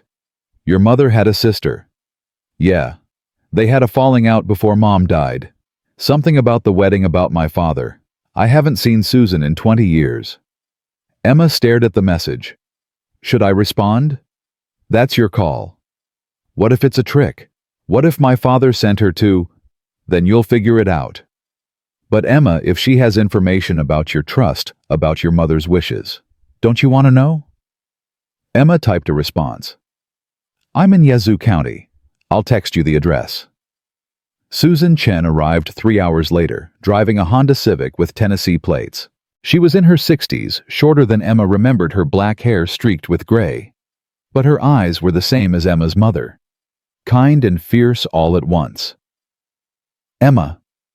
Susan got out of the car slowly. "You look so much like Margaret." "Aunt Susan?" Emma stepped forward, unsure. "Thank you for coming." "Thank you for finally standing up to that bastard you call a father." Susan pulled Emma into a hug. "Your mother would be so proud." They went inside. Susan shook Marcus's hand firmly. "Marcus Thompson, I've heard about you, from the news and from my niece's phone call." She smiled. "Thank you for protecting her." "I'm just providing space. Emma's protecting herself." "Modest and honest. I see why she likes you." Susan sat at the kitchen table, pulled out a folder. "Emma, what do you know about your mother's will?" "That she left everything in trust until I'm 40 or married. That my father controls it. That if I don't marry Jeremy, I lose it." "That's what your father told you. It's not the whole truth." Susan opened the folder. "Your mother came to me 3 months before she died. She was terrified. Said she'd made a mistake putting Robert in control of the trust. Said he was changing, becoming controlling, possessive. She wanted to modify the will, but she was too sick, too weak. So she gave me this." Susan pulled out a letter yellowed with age, sealed in plastic. "It's from your mother. To you. She made me promise to give it to you if you ever tried to leave your father. If you ever chose freedom over his money." Susan handed Emma the letter. She knew. Even dying, she knew what he'd become. Emma's hands shook as she took the letter. "There's more," Susan said. "Your mother didn't just leave you money. She left you 3 properties. In your name alone, not in trust. They've been generating rental income for 20 years. Income your father has been collecting and hiding from you." "How much?" "About $400,000, plus the properties themselves worth roughly $2 million. Susan pulled out more documents. "Your mother did this specifically so you'd have options. So if you ever needed to escape, you'd have resources he couldn't control." Emma stared at the papers, tears streaming down her face. "My mother, she planned for this. She loved you more than anything, and she was terrified of leaving you alone with Robert. This was her way of protecting you from beyond the grave." Susan squeezed Emma's hand. "You don't need his 20 million, Emma. You never did. Your mother made sure of that." Marcus excused himself, giving them privacy. He went outside, stood on the porch, and watched the sun set over his fields. 21 hours until Emma's deadline. But maybe the deadline didn't matter anymore. Maybe Emma's mother had given her freedom years ago. Had just been waiting for Emma to be brave enough to claim it. Inside, he could hear Emma crying. Susan comforting her 2 women, honoring the memory of a third who'd loved her daughter enough to plan for the worst.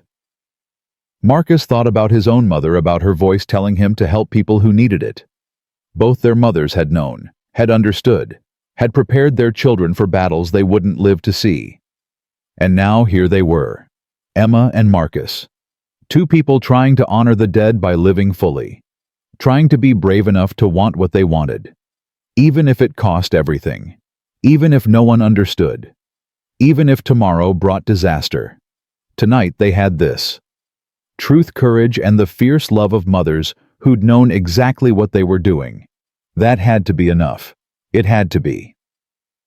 Emma read her mother's letter 3 times before she could speak. The handwriting was shaky, weakened by chemotherapy, but the words were crystal clear. Margaret Chen had known exactly what she was doing when she'd hidden those properties, saved that money, prepared for the day her daughter would need to escape. "She wrote this 2 weeks before she died," Emma whispered. "She was in so much pain she could barely hold a pen, and she was thinking about me. About protecting me from him." Susan wiped her own eyes.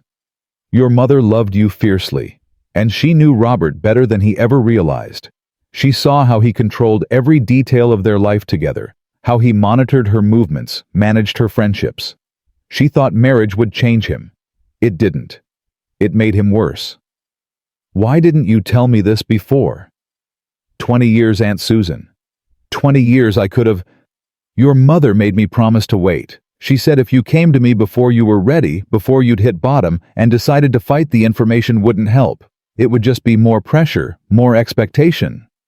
Susan reached across the table. She wanted you to choose freedom first, then find out you had the means to keep it. Marcus came back inside carrying firewood neither of them needed, an excuse to check on Emma without intruding. She looked up at him, her face transformed. "I have money," she said. "My mother left me properties, income, enough to live on. I don't need my father's trust fund." That's good, Emma. That's real good. Good, Marcus, it's everything. It means I can stay. I can fight. I can... She stopped, stood up, started pacing. "I can call a press conference, tell everyone the truth about what my father's been hiding. I can hire lawyers, real lawyers, and fight for full control of my mother's estate. I can..." "You can breathe," Susan said gently.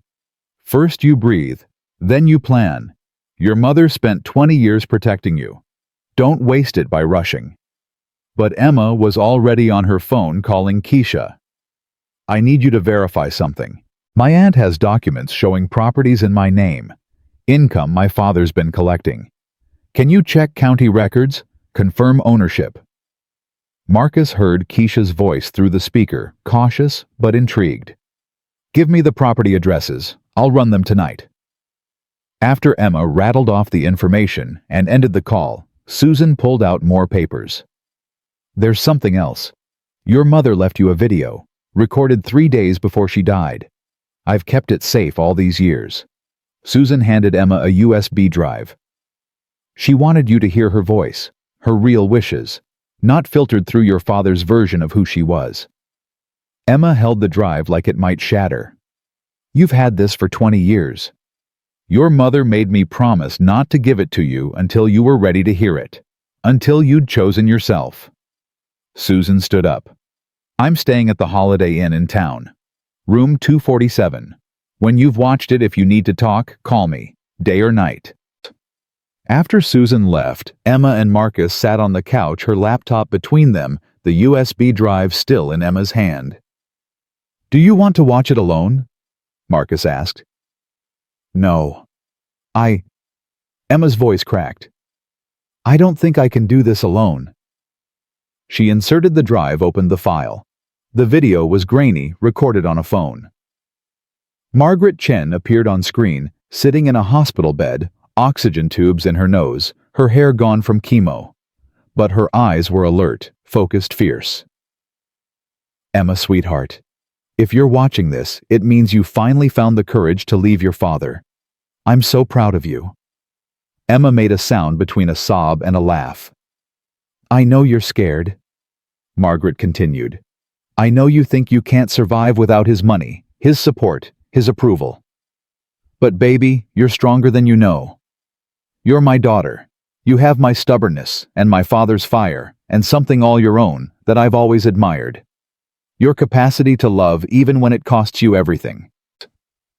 Margaret coughed, took a moment to recover. "I made mistakes, Emma. I thought marrying your father would give you security, stability, a good life. I didn't see how his need to control would extend to you, how his fear of losing things would make him hold tighter and tighter until you couldn't breathe. By the time I understood, I was too sick to fix it. So I did what I could. I hid money. I bought properties in your name. I made sure you'd have options." She leaned closer to the camera. "But Emma, listened to me carefully. Money isn't freedom. Freedom is choosing yourself even when it's hard. Even when everyone tells you you're wrong. Even when you lose everything. Your grandmother escaped China during the famine with nothing but the clothes on her back. She built a life from scratch in a country where she didn't speak the language. You come from survivors, baby. You come from women who chose life over safety every single time." Margaret's eyes filled with tears. "I'm sorry I won't be there to see the woman you become. I'm sorry I can't protect you from your father's control, from the world's judgment, from all the hard things you'll face. But I'm not sorry for the choices you'll make. Whatever they are, they'll be yours, and that's more valuable than any trust fund." She reached toward the camera as if she could touch Emma through the screen. I love you, my brave girl. Now go live. Really live. Make mistakes, fall down, get back up. Love who you love. Do work that matters. Build a life that's yours and yours alone. And Emma, when it gets hard, when you doubt yourself, remember this. Your mother believed in you, completely, forever. Now, believe in yourself. The video ended. Emma sat, frozen, tears streaming down her face. Marcus put his arm around her shoulders, and she collapsed against him, sobbing so hard her whole body shook. She knew. Emma gasped between sobs. She knew I'd need this. She knew everything. Mothers usually do. I wasted 20 years. 20 years living his life instead of mine. 20 years she gave me the tools to escape, and I was too scared to use them. You weren't ready yet. Your mama said that herself. You had to choose first. Marcus held her while she cried. And now you have. They sat like that for a long time, the laptop screen gone dark, the weight of Margaret Chen's love filling the room. Finally, Emma sat up, wiped her eyes. I need to call my father. You sure? He needs to know I found out. About the properties, the money, everything he's been hiding. Emma picked up her phone. And he needs to hear it from me. She dialed. Robert Sutton answered on the first ring. Emma, please tell me you've come to your senses. I have. Just not the way you hoped. Emma's voice was steady. I know about the properties, Dad. The ones Mom left me. The ones you've been collecting rent on for 20 years. Silence. I know you've been stealing from me, hiding my mother's wishes, using her trust as a weapon to control me. Emma, you don't understand. No, you don't understand. I have lawyers now, real ones, not your people. And they're filing paperwork tomorrow morning to freeze all rental income, transfer full ownership to me, and investigate every penny you've taken. Emma stood up, started pacing. You have two choices. You can fight me, which will make everything public, including your financial manipulation of a dead woman's estate. Or you can walk away. Dissolve the trust fund restrictions, give me full control of Mom's money, and let me live my life. Emma, I did this to protect you. You did this to control me. There's a difference, and it ends now. If you do this, if you fight me publicly, it will destroy you. The media will tear you apart. Your reputation, your career, everything. I don't care, because unlike you, I don't measure my worth by what other people think. Emma's voice rose. Mom tried to tell me, in that video she made, the one Aunt Susan kept for me. Mom knew you'd use money to trap me. She knew you'd twist her death into a weapon, and she made sure I'd have a way out. Video? What video? The one where she tells me the truth about you, about how you controlled her, monitored her, made her feel like a prisoner in her own marriage. Emma's hands were shaking, but her voice didn't waver. She loved you, Dad, but she was terrified of leaving me alone with you. Terrified enough to hide money, buy properties in secret, and record her dying wishes on a phone because she couldn't trust you to honor them. That's not I never. 20 years you've been cashing checks from properties that aren't yours. 20 years you've been using Mom's money to control me. That's not protection, Dad. That's theft. Robert's voice went cold. If you pursue this, I will destroy Marcus Thompson. I'll have him audited, investigated, charged with exploitation of a vulnerable adult. I'll make sure he loses that farm and everything else he has. Go ahead, Emma said. Marcus has nothing to hide. Can you say the same? Emma, I'm done, Dad. Done with your threats, your manipulation, your version of love that feels like suffocation. Mom left me a way out and I'm taking it. You can either accept that and maintain some dignity, or you can fight me and lose everything. Your choice. She hung up. Her phone immediately rang again. She declined the call. It rang again. She turned it off. That was... Marcus didn't know what to say. That was intense. That was 20 years overdue. Emma sat down, her hands still shaking. He's going to fight. He's going to come after you, after the farm, after everything. Let him come. Marcus, you don't know what he's capable of, the resources he has, the people he can buy. And you don't know what I'm capable of. What this community's capable of when someone tries to bully one of their own. Marcus pulled out his own phone. I'm calling Tom. Your neighbor, the one who told you I was bad news. Yeah, because Tom's stubborn and protective and knows every farmer in 3 counties. If your father's coming after me, I want people who know me, really know me, ready to speak up. Tom answered on the 3rd ring, his voice wary. Marcus. Tom. I need your help. With what? With telling the truth about me when Robert Sutton's lawyers come asking questions. Tom was quiet for a moment. Then he said, I saw that girl's video, the one she made at the courthouse, and I saw the things people were saying about you online, about her using you, or you using her, or whatever nonsense folks are inventing. And I remembered something your daddy told me once. Said Marcus sees people who need help and helps them, no questions, no expectation of return. Said you got your mama's heart and your granddaddy's spine. Tom's voice softened. I was wrong, Marcus. About Emma, about you, about everything. I let fear make me stupid. So yeah, you need someone to vouch for you. I'll do it, and I'll make sure everyone else does too.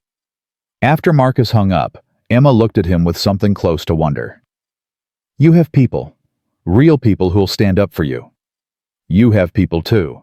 Your aunt, your mother's memory people who saw your video and understood. You're not alone, Emma. You just forgot what community feels like. Emma's laptop chimed. Email from Keisha. Properties confirmed. All 3 in Emma Sutton's name, purchased 2004, continuously rented since 2005. Total rental income collected approximately $437,000. Money deposited into an account controlled by Robert Sutton as trustee. Prima facie evidence of misappropriation of funds. We can file charges tomorrow. Emma read the email twice. Then she looked at Marcus. It's real. All of it. My mother really did save me. Yeah, she did. So, what do I do now? File charges. Go public. Burn everything down. Marcus thought about his great-grandfather, about the choices that man had made when faced with injustice, about standing up not because it was easy, but because it was right. You do what your mama wanted. You live. You choose yourself. You build a life that's yours. He met Emma's eyes. And Emma, whether that life includes this farm, includes me, includes Mississippi or Boston or anywhere else, that's your call. No pressure, no expectation, just choice. What if I choose wrong? Then you choose again. That's the gift your mama gave you, not just money, the right to keep choosing until you get it right. Emma stood up, walked to the window. Outside, the farm was quiet, peaceful, stars beginning to appear in the darkening sky. I want to stay, she said quietly. At least for a while. I want to learn more about farming, about this place, about who I am when I'm not Robert Sutton's daughter. Would that be okay? More than okay. Even though She checked her phone.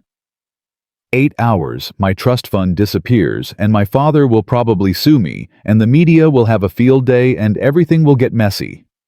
Especially then. Emma turned to face him. And us. This thing between us that we're not talking about. We keep not talking about it until you're stable enough to know what it really is. Marcus moved to stand beside her. Emma, you said you're falling in love with me.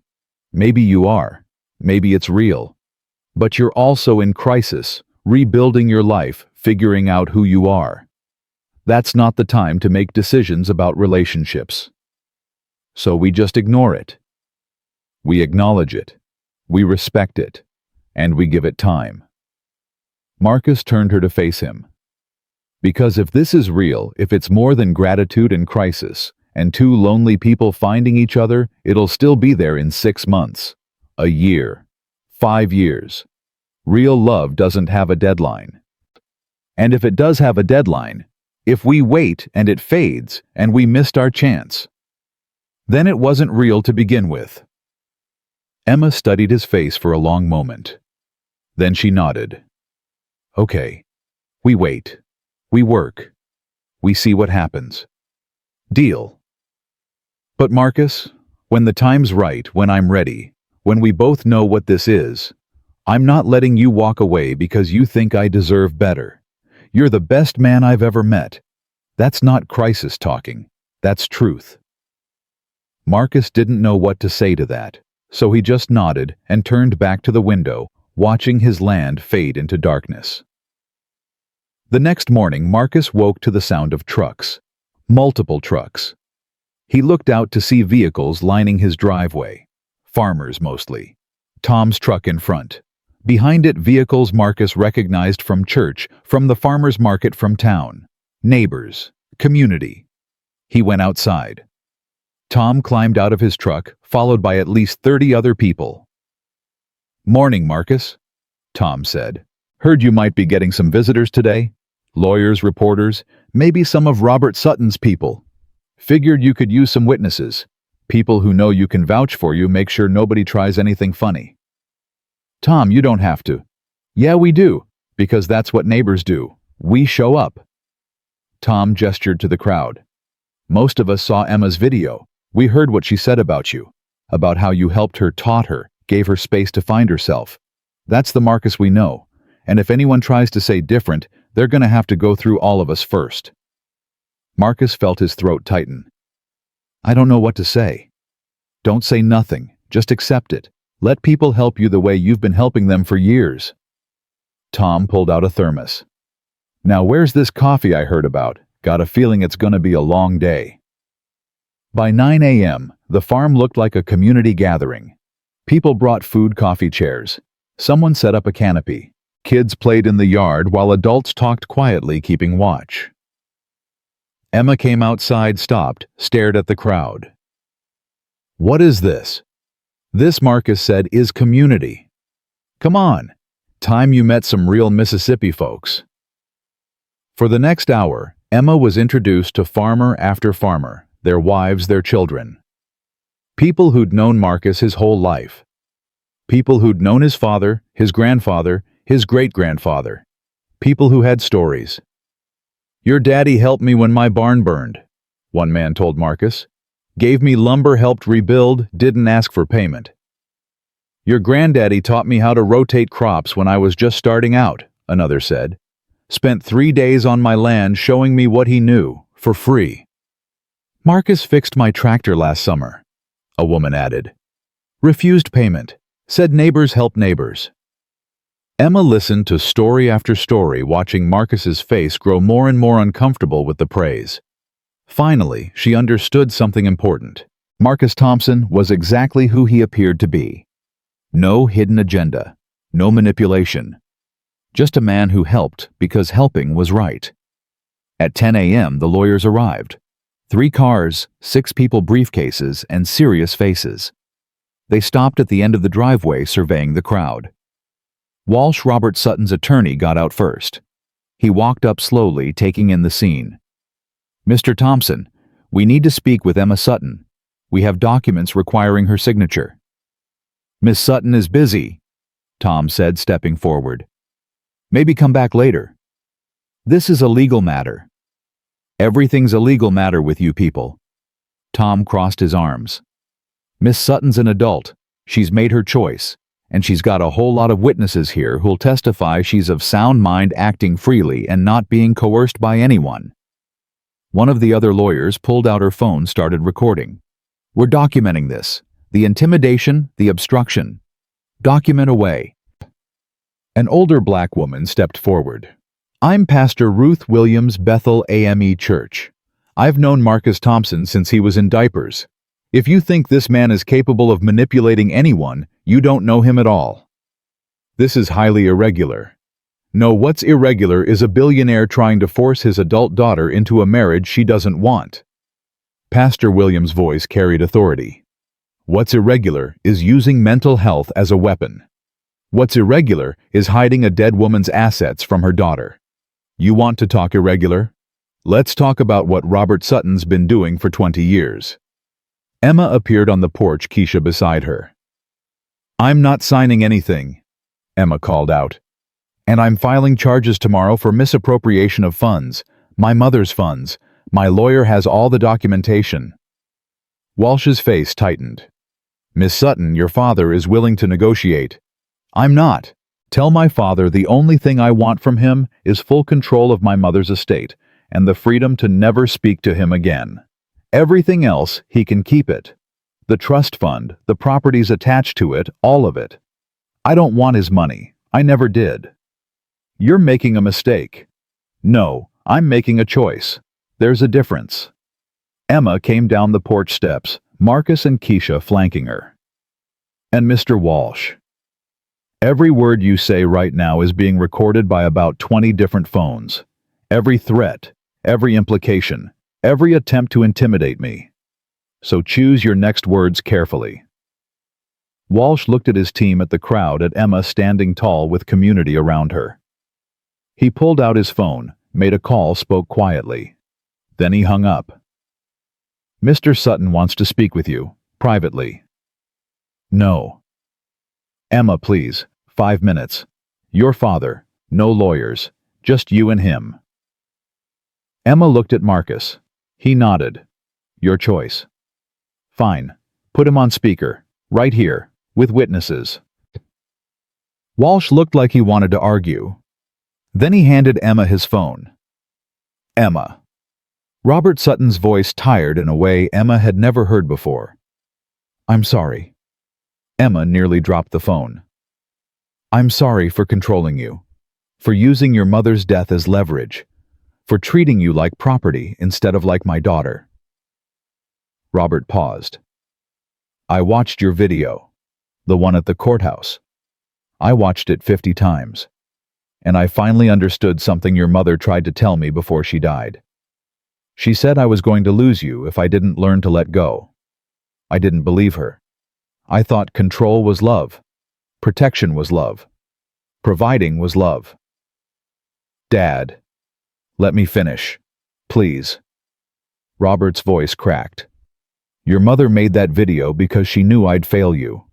She knew I'd use money as a weapon, fear as motivation, control as love. And she was right. About all of it. So I'm releasing the trust. Today. Full control transfers to you.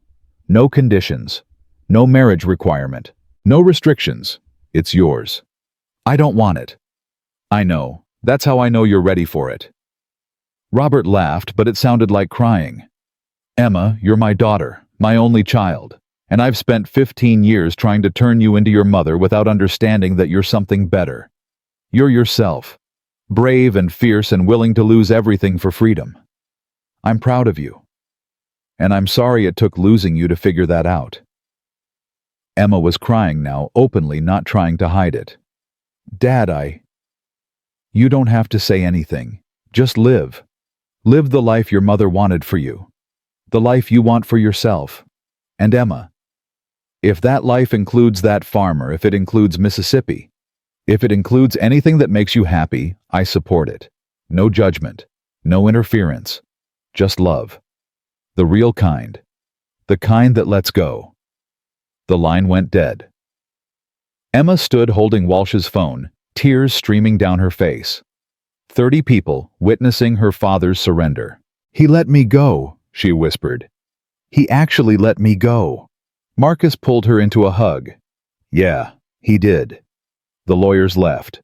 The crowd slowly dispersed, people hugging Emma and Marcus, offering support, promising to come back if needed.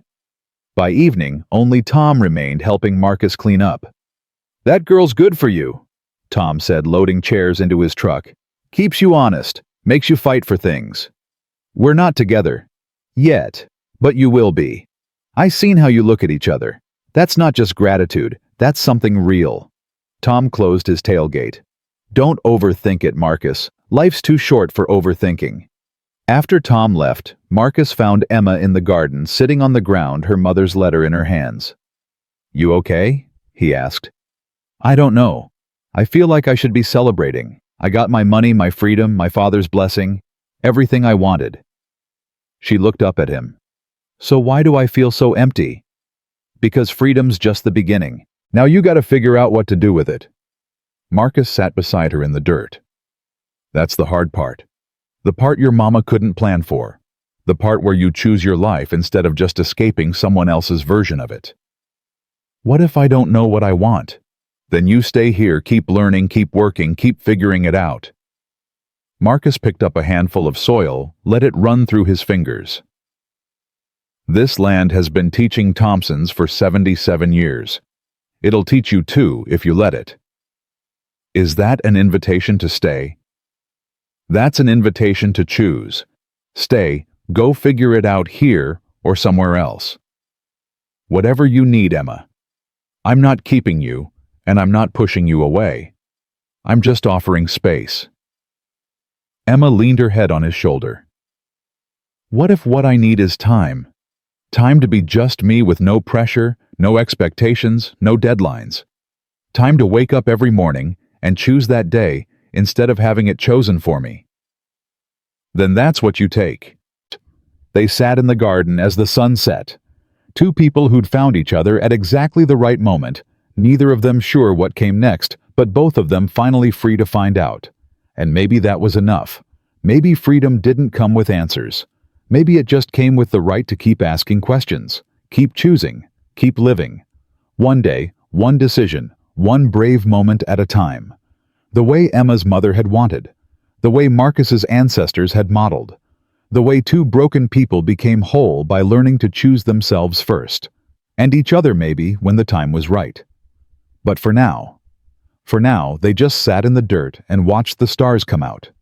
That was enough. It had to be.